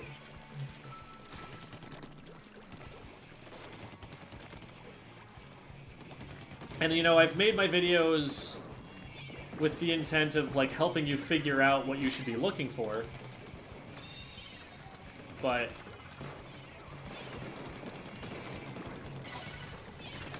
yeah, they're gonna rush me there. We have a really passive comp. E-liter plus H3. So it's just me and the Splash that are going to be able to go in, and again, Splash often going to want to play around Crab Tank. Which I think is probably one of the reasons why it doesn't do as well in solo. Because like so much of the meta around Crab revolves around a second Crab setting it up. I think without it, it can be pretty vulnerable. I definitely thought that was somebody on the other team. Panicked for a second. Scare the E-liter away at least. Not gonna be able to get them from there, not with their backup arriving. I'd like to be able to start pushing around, but we keep going down in front. How are they not dead? Oh, that's annoying.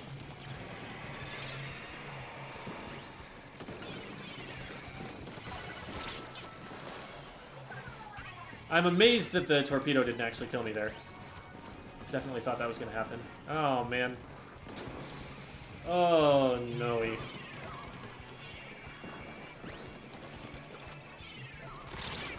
Oh, they just... What?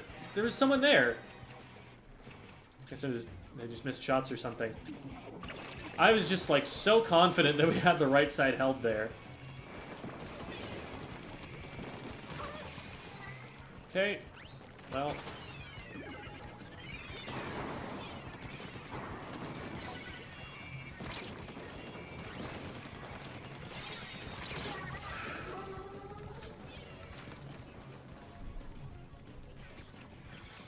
Well, we've got to go for it. We've got to go in and go for it. We are not going for it. Oh, we were so close to actually capping. The Charger tried so hard.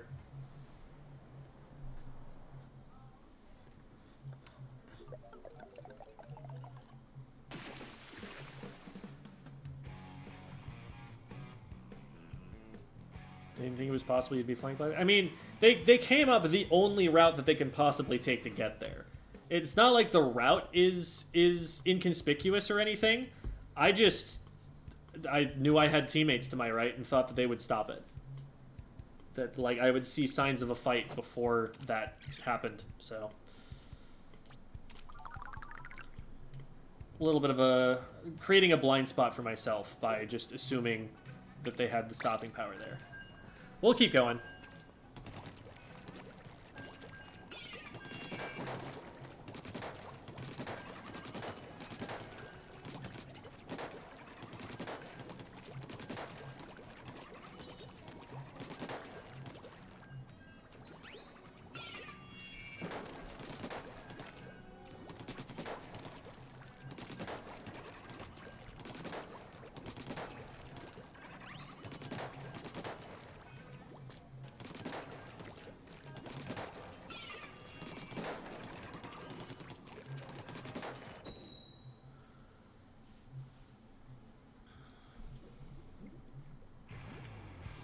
Should they add more hyper-aggressive QR weapons? I mean, I think they're fun. They don't necessarily make a shift in the metagame if they're not meta. If they're not stronger than what's currently here. But, I don't know. They're neat.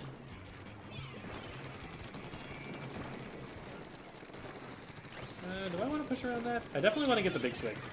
If I can get the big swig, then we're in good shape. Because then they don't have any paint to spam the zone with. Okay, big swig's backed up.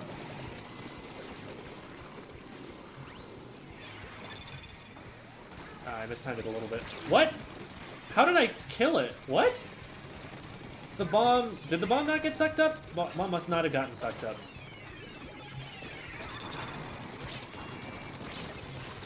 There we go, teammates. Oh, crud.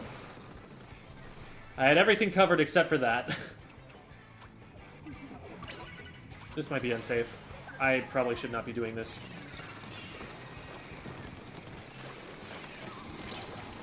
Oh, I should have died. 100% should have died.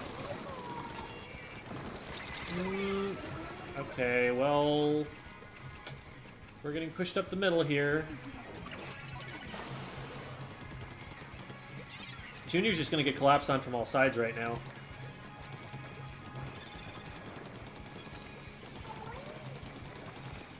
Yep.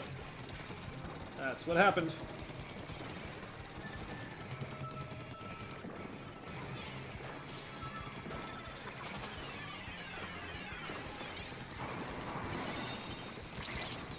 They're all boxed up on the left side over here. They got out.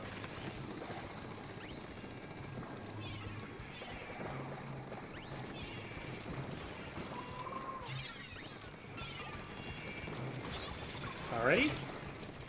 Well, if they're gonna land on top of the bomb, then I'm cool with that.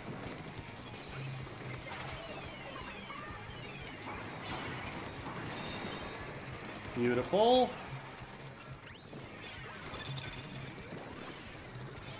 I know there's someone on the other side of this pillow.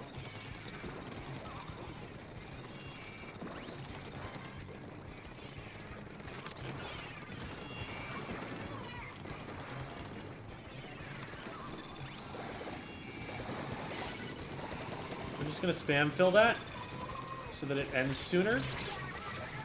Man,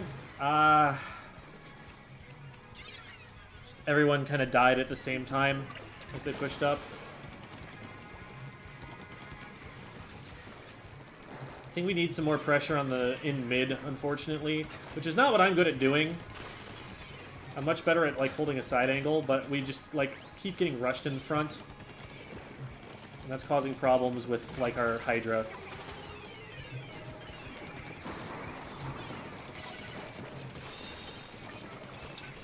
Gotta get these big swigs. They don't just spam paints and get the zone back.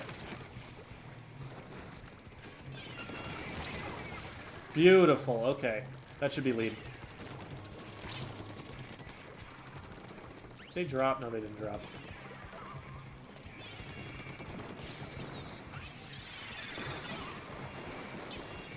I'm surprised I didn't kill the big swig. Pretty sure I hit them. Oh well.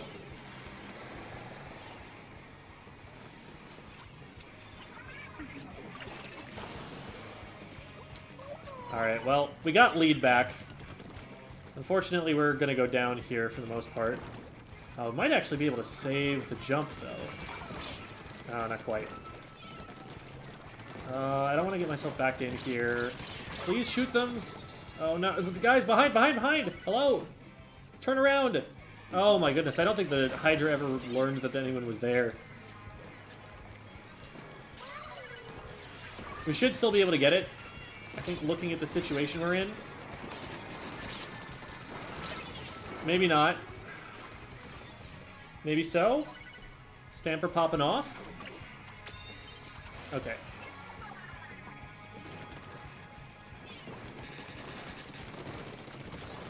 Nice. That's 2. That's 3. Oh my god, I missed.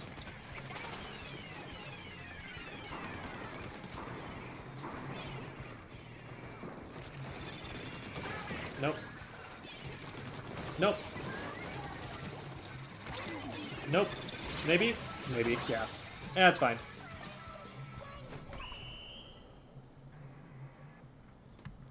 Positioning advice for midline dealing with aggressive frontline.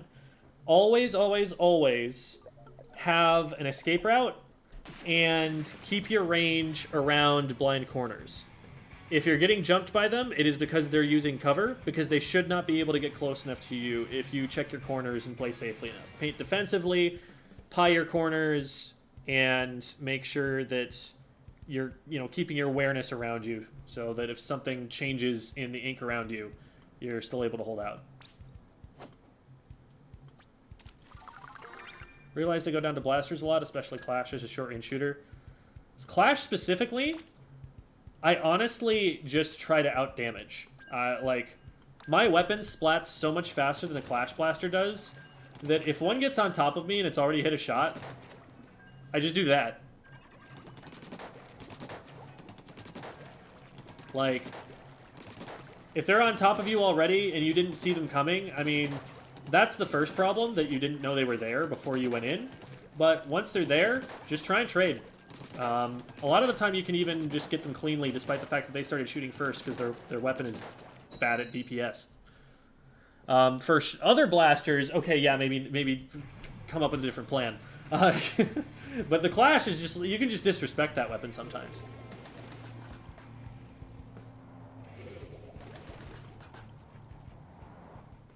GG, C Junior friend.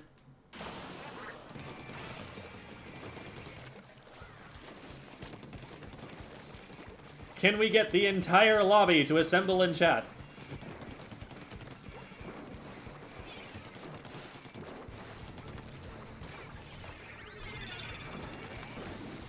Forcing him over to the side. I might die to the Stamper here. Lucky I didn't. Oh my god, I was like, I knew there was something I was going to have to worry about when I got here, but I can't remember what it is. It was the Wave Breaker. Ah!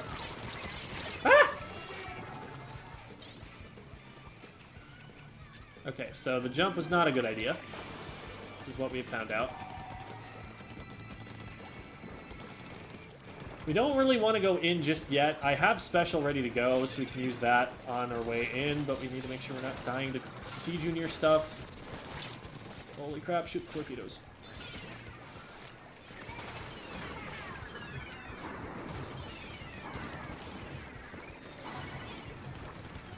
There is an enemy Stamper right there. Ouch.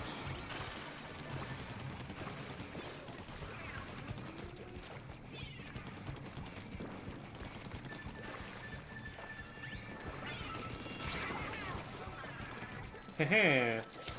You do not splat me with one shot.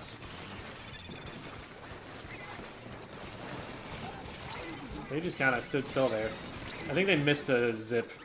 They, like, threw the arm out, but it never actually got it. Oh, let's go!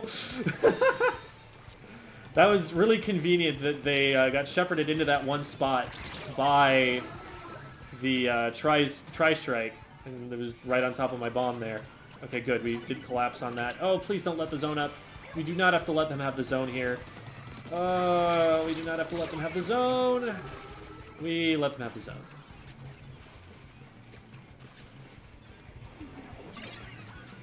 Not gonna jump to that. That's why.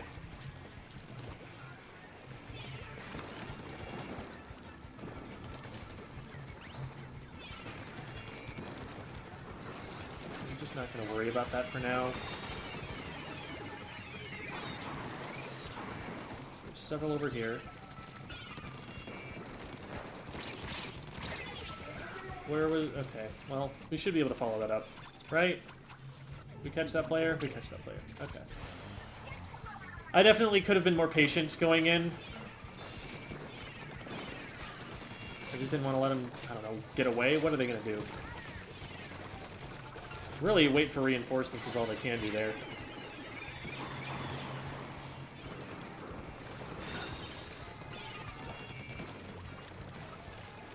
Nice.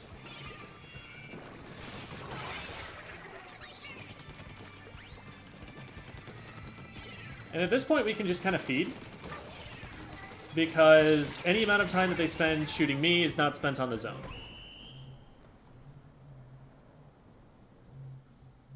Have you had any problems with tilting? Oh, absolutely. Everyone always has problems with tilting.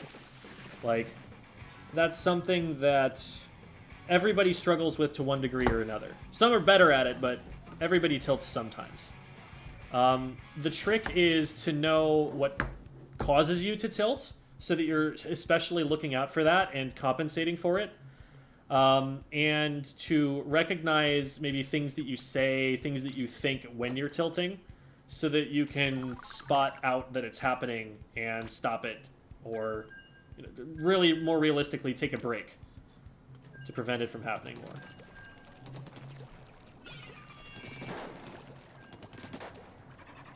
I've been feeling the Tri-Strike. Tri-Strike was buffed immensely. I have been feeling all aspects of it. It is a much, much better special. It is in an amazing place. I think the buff was really, really well tuned. How do you not tilt if there's a top player on the enemy? I never tilt when there's a top player on the enemy team. That's not something that's going to cause me to just be like, well, I guess we're going to lose now. I look at that like, cool. So this is someone that I can like actually test myself against. And also, if I lose, it's not going to count for like any points. If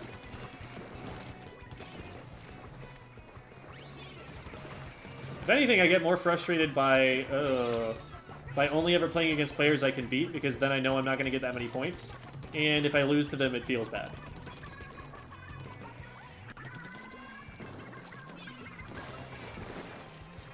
Okay. Well, that was one way to have done it. I wouldn't have gone for that, maybe, but... can we get this player off me? Yes, we can. Okay.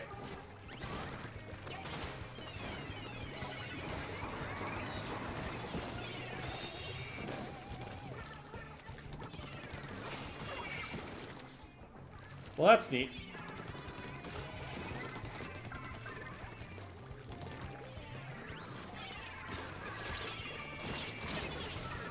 Yeah, that was gonna get me.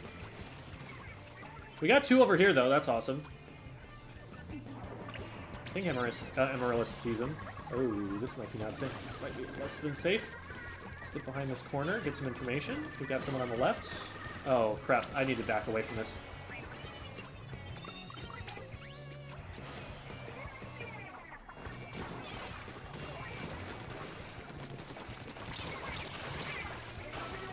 There we go. And good rotation from our teammates here to go across to the right-hand side now that we know we've cleared the left.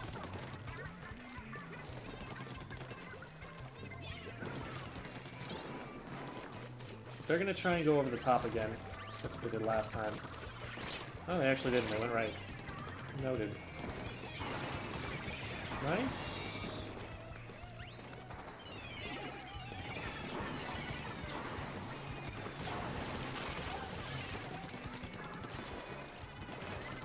There's someone's chasing me on the right, actually. I'm just trying to paint as much of the zone as I can and stall this out.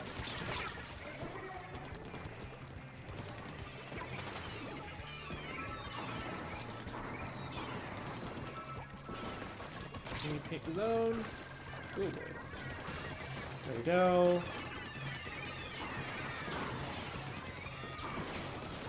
That's one.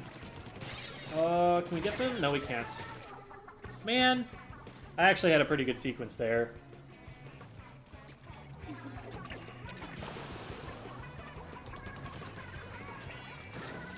Ooh, that is not the way you like to see that go. Be careful there, friend. Those missiles are not going to get us much.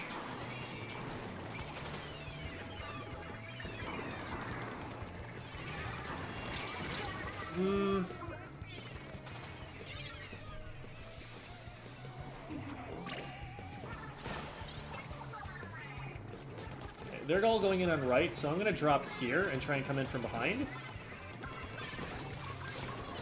But unfortunately, they're all dead already, so I can't really help.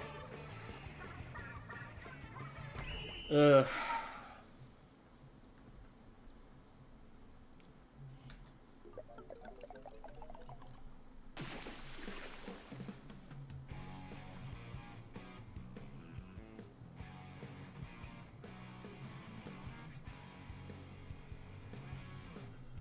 VODs. VODs is videos on demand.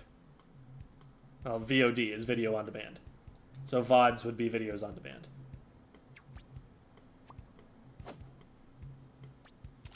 Oh, you're wondering if the typo meant something. I see.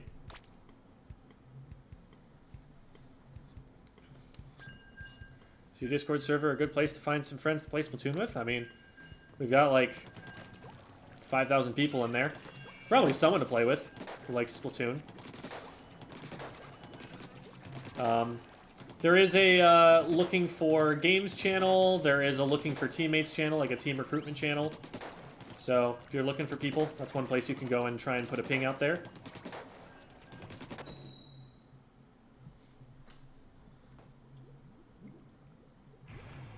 Do you have an opinion on when it is or isn't worth shooting at torpedoes? Almost always.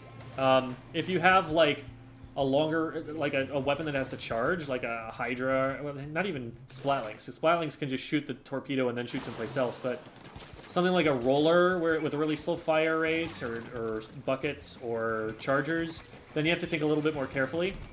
But it just puts so much paint out there that even if it doesn't do damage, which it usually does, it's still threatening. So you don't want to allow it to exist. Well, I should die. But they missed. What they should have done was fired a expo shot. Would have hit me, and then probably painted my feet. We track those. This is rain.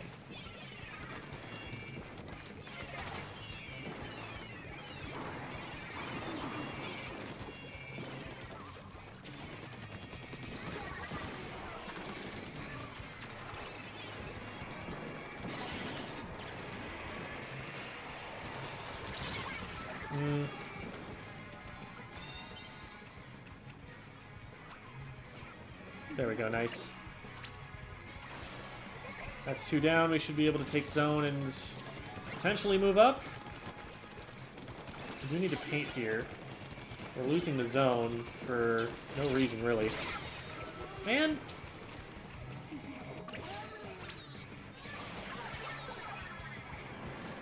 Oh, they're down here. Why are they down here? Oh, God. Crud. I should have had that. I knew they were coming, but just couldn't get the aim on. Can we stop diving down on the right side like that? That's not a safe place to be. That's a dead zone. Do I have this? Yes, I do.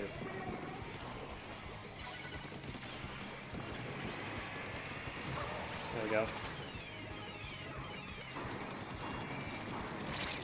Come on. There we go. Alright, push up, push up, push up. Let's go. Get some space. Alright, that's an okay trade, as long as there's nobody else there. There is somebody else there. Okay, we're good.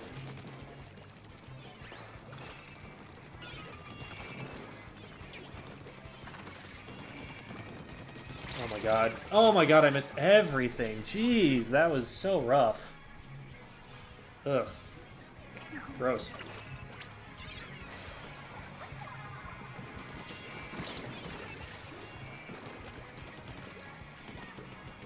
Feeling kind of flat-footed right now.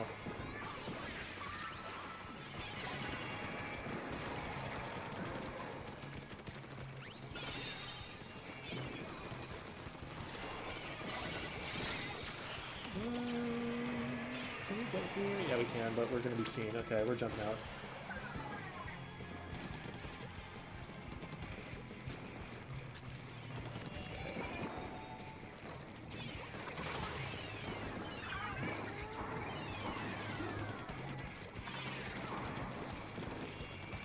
Well, we're 2 down. Man. Looked like we took a fight elsewhere than where the Tri-Strike was patrolling. Why are we down again? Oh boy. Well, we got 2. We gotta go for zone. And we're down immediately. The rain might actually save it. We just need to paint. There we go. Good stuff.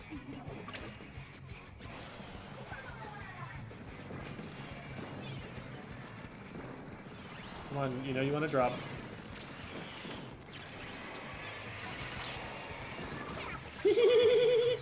They knew. They knew they wanted to drop, so they dropped.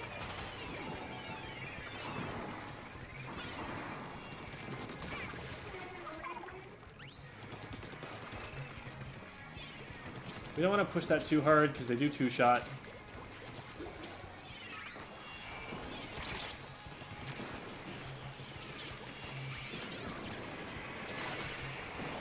Okay, they made a big mistake throwing the Booyah Bomb on top mid there, because it's going to paint less from that position.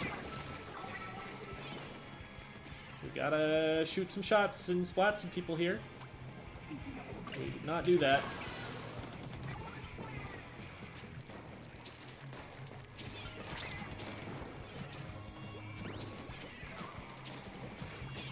Nice. Crap. Yeah, that was my mistake for being that obvious about it. If we recap here, though... Okay, we might be able to do it.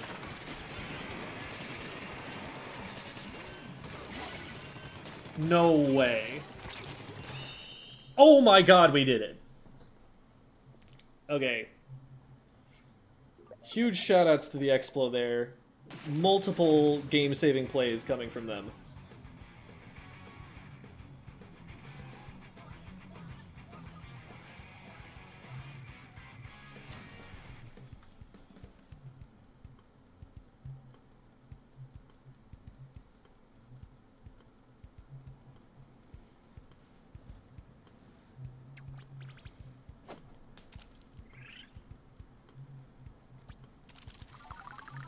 Alright, so that brings us back to within 1 of where we were originally.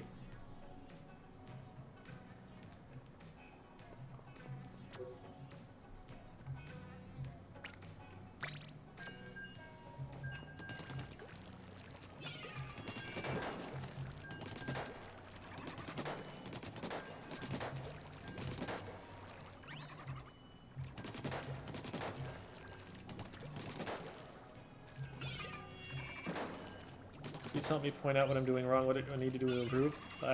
Well, what weapon do you play would be a start? Like, I don't know what I can give you advice on if I can't see what you're doing while you play. I can't just, like, say, oh yes, you play this weapon, and you, on this most recent game that you played, on this map mode, here are the things that you did. If I don't know that, like, there's some of this work you're gonna have to do on your own, and there's some of this work that's like you'd have to get some more specific information to me to help with.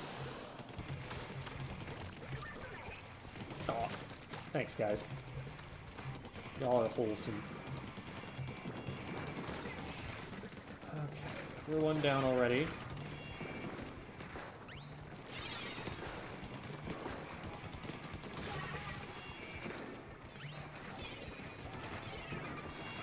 player who's been over there this whole time. I'm just trying to throw stuff at them. They clearly want to do something for there.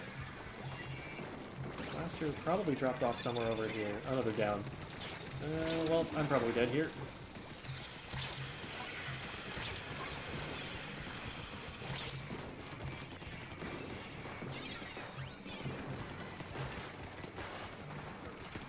Damn, they just dove in there, huh?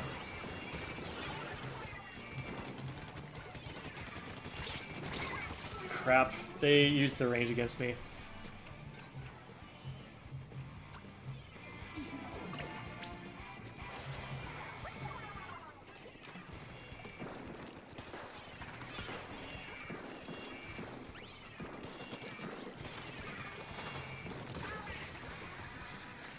Well, that's really unfortunate. Oh, why did we drop?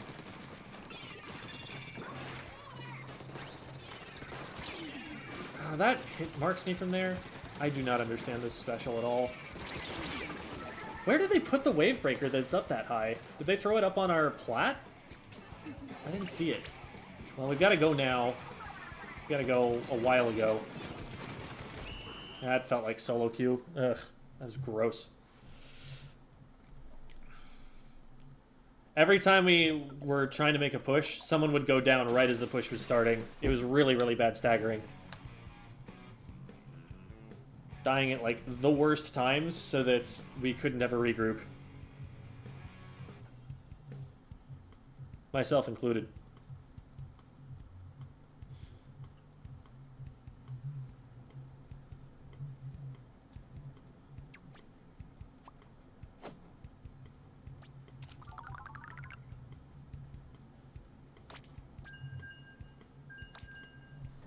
Whoa. Soup Clank mixing it up.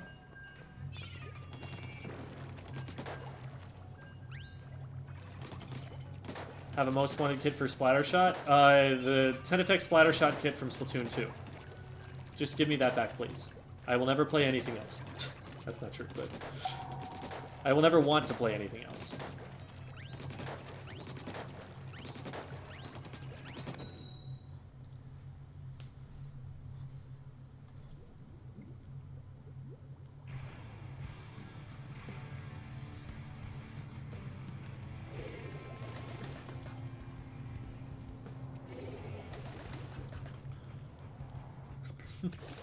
What's up, Amina? What's your question?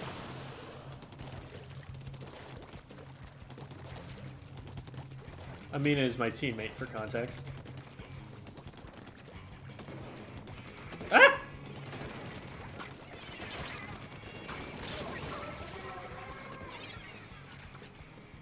Man, here I am waiting to see if it leaves. Gosh dang it.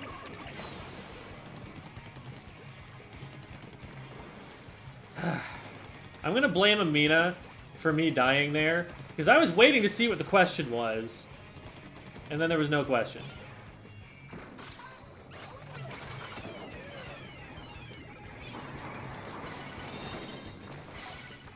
And that is called moving the backliners. Now, will anything happen as a result of that? It's hard to say. Because we're already down a leader.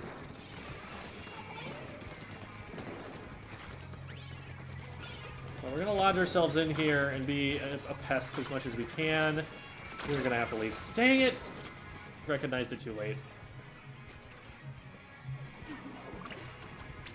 This comp is just really hard to play. Oh man, please don't just dive in there by yourself. I'm trying to help. I'm here, I'm helping. Look at me help. Oh my god. Okay. Well.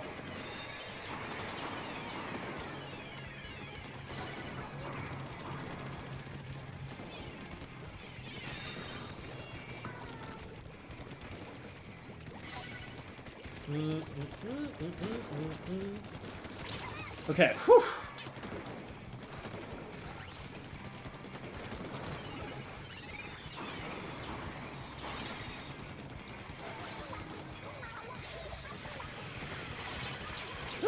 Okay, we're alive.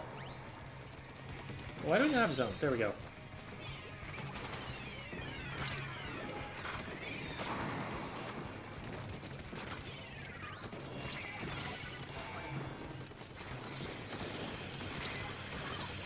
Got them. We get alone time with them. This player still doesn't know we're here. Oh, good substrate, though. That actually saved their lives. And we're not hitting any shots on them, even though we had crossfire from 2 different weapons. Oh, dear. Looks like we just gave up a triple of that. Holy crap. I thought I actually had 2 there. It was close.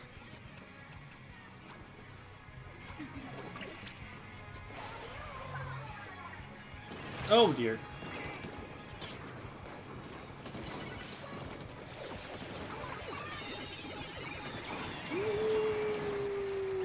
They don't see.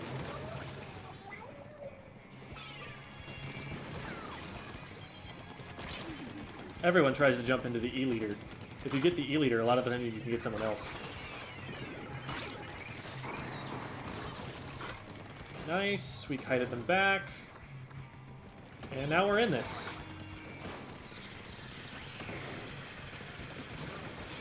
Oh, I didn't get them. That might be bad. Oh, we got them both. Let's go.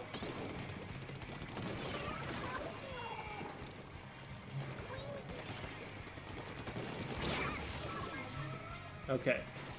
Hold the zone. All we've got to do is paint the zone here. We can do that, we win this game. There we go. That's game. Woo! We did it.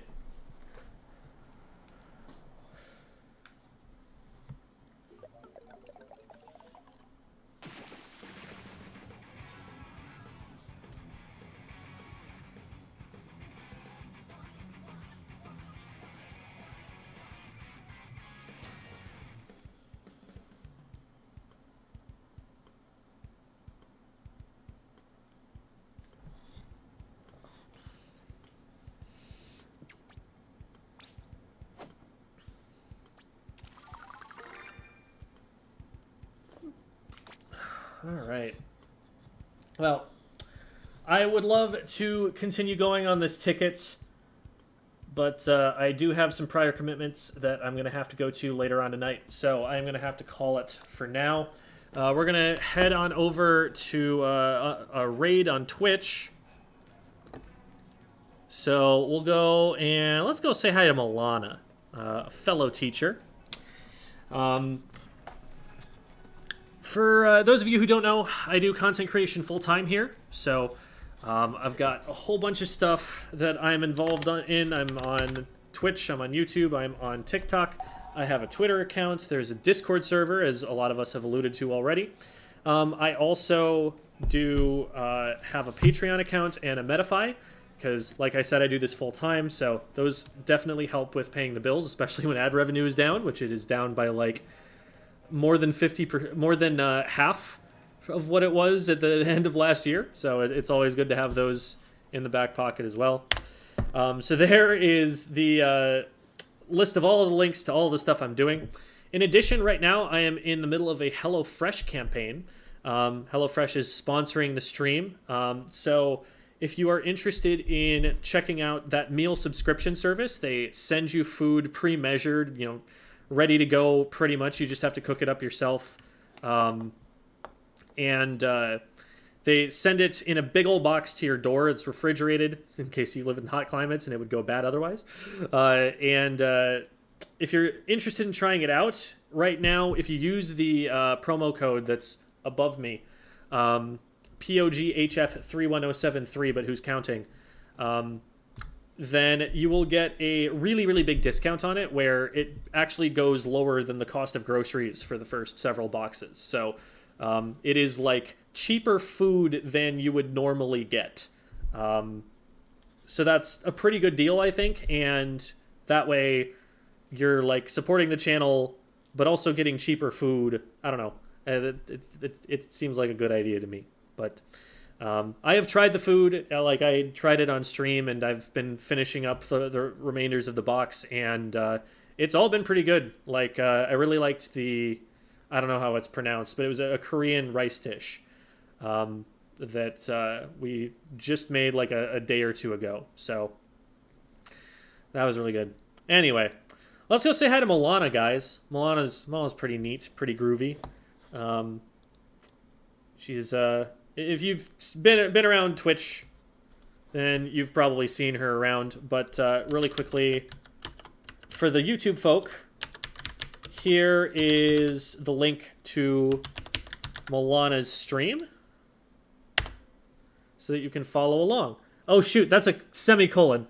Oh no, I don't know if that's gonna work. Hold on a sec. That's gotta be. This is where punctuation errors really hit you. It's not in English class, it's in programming.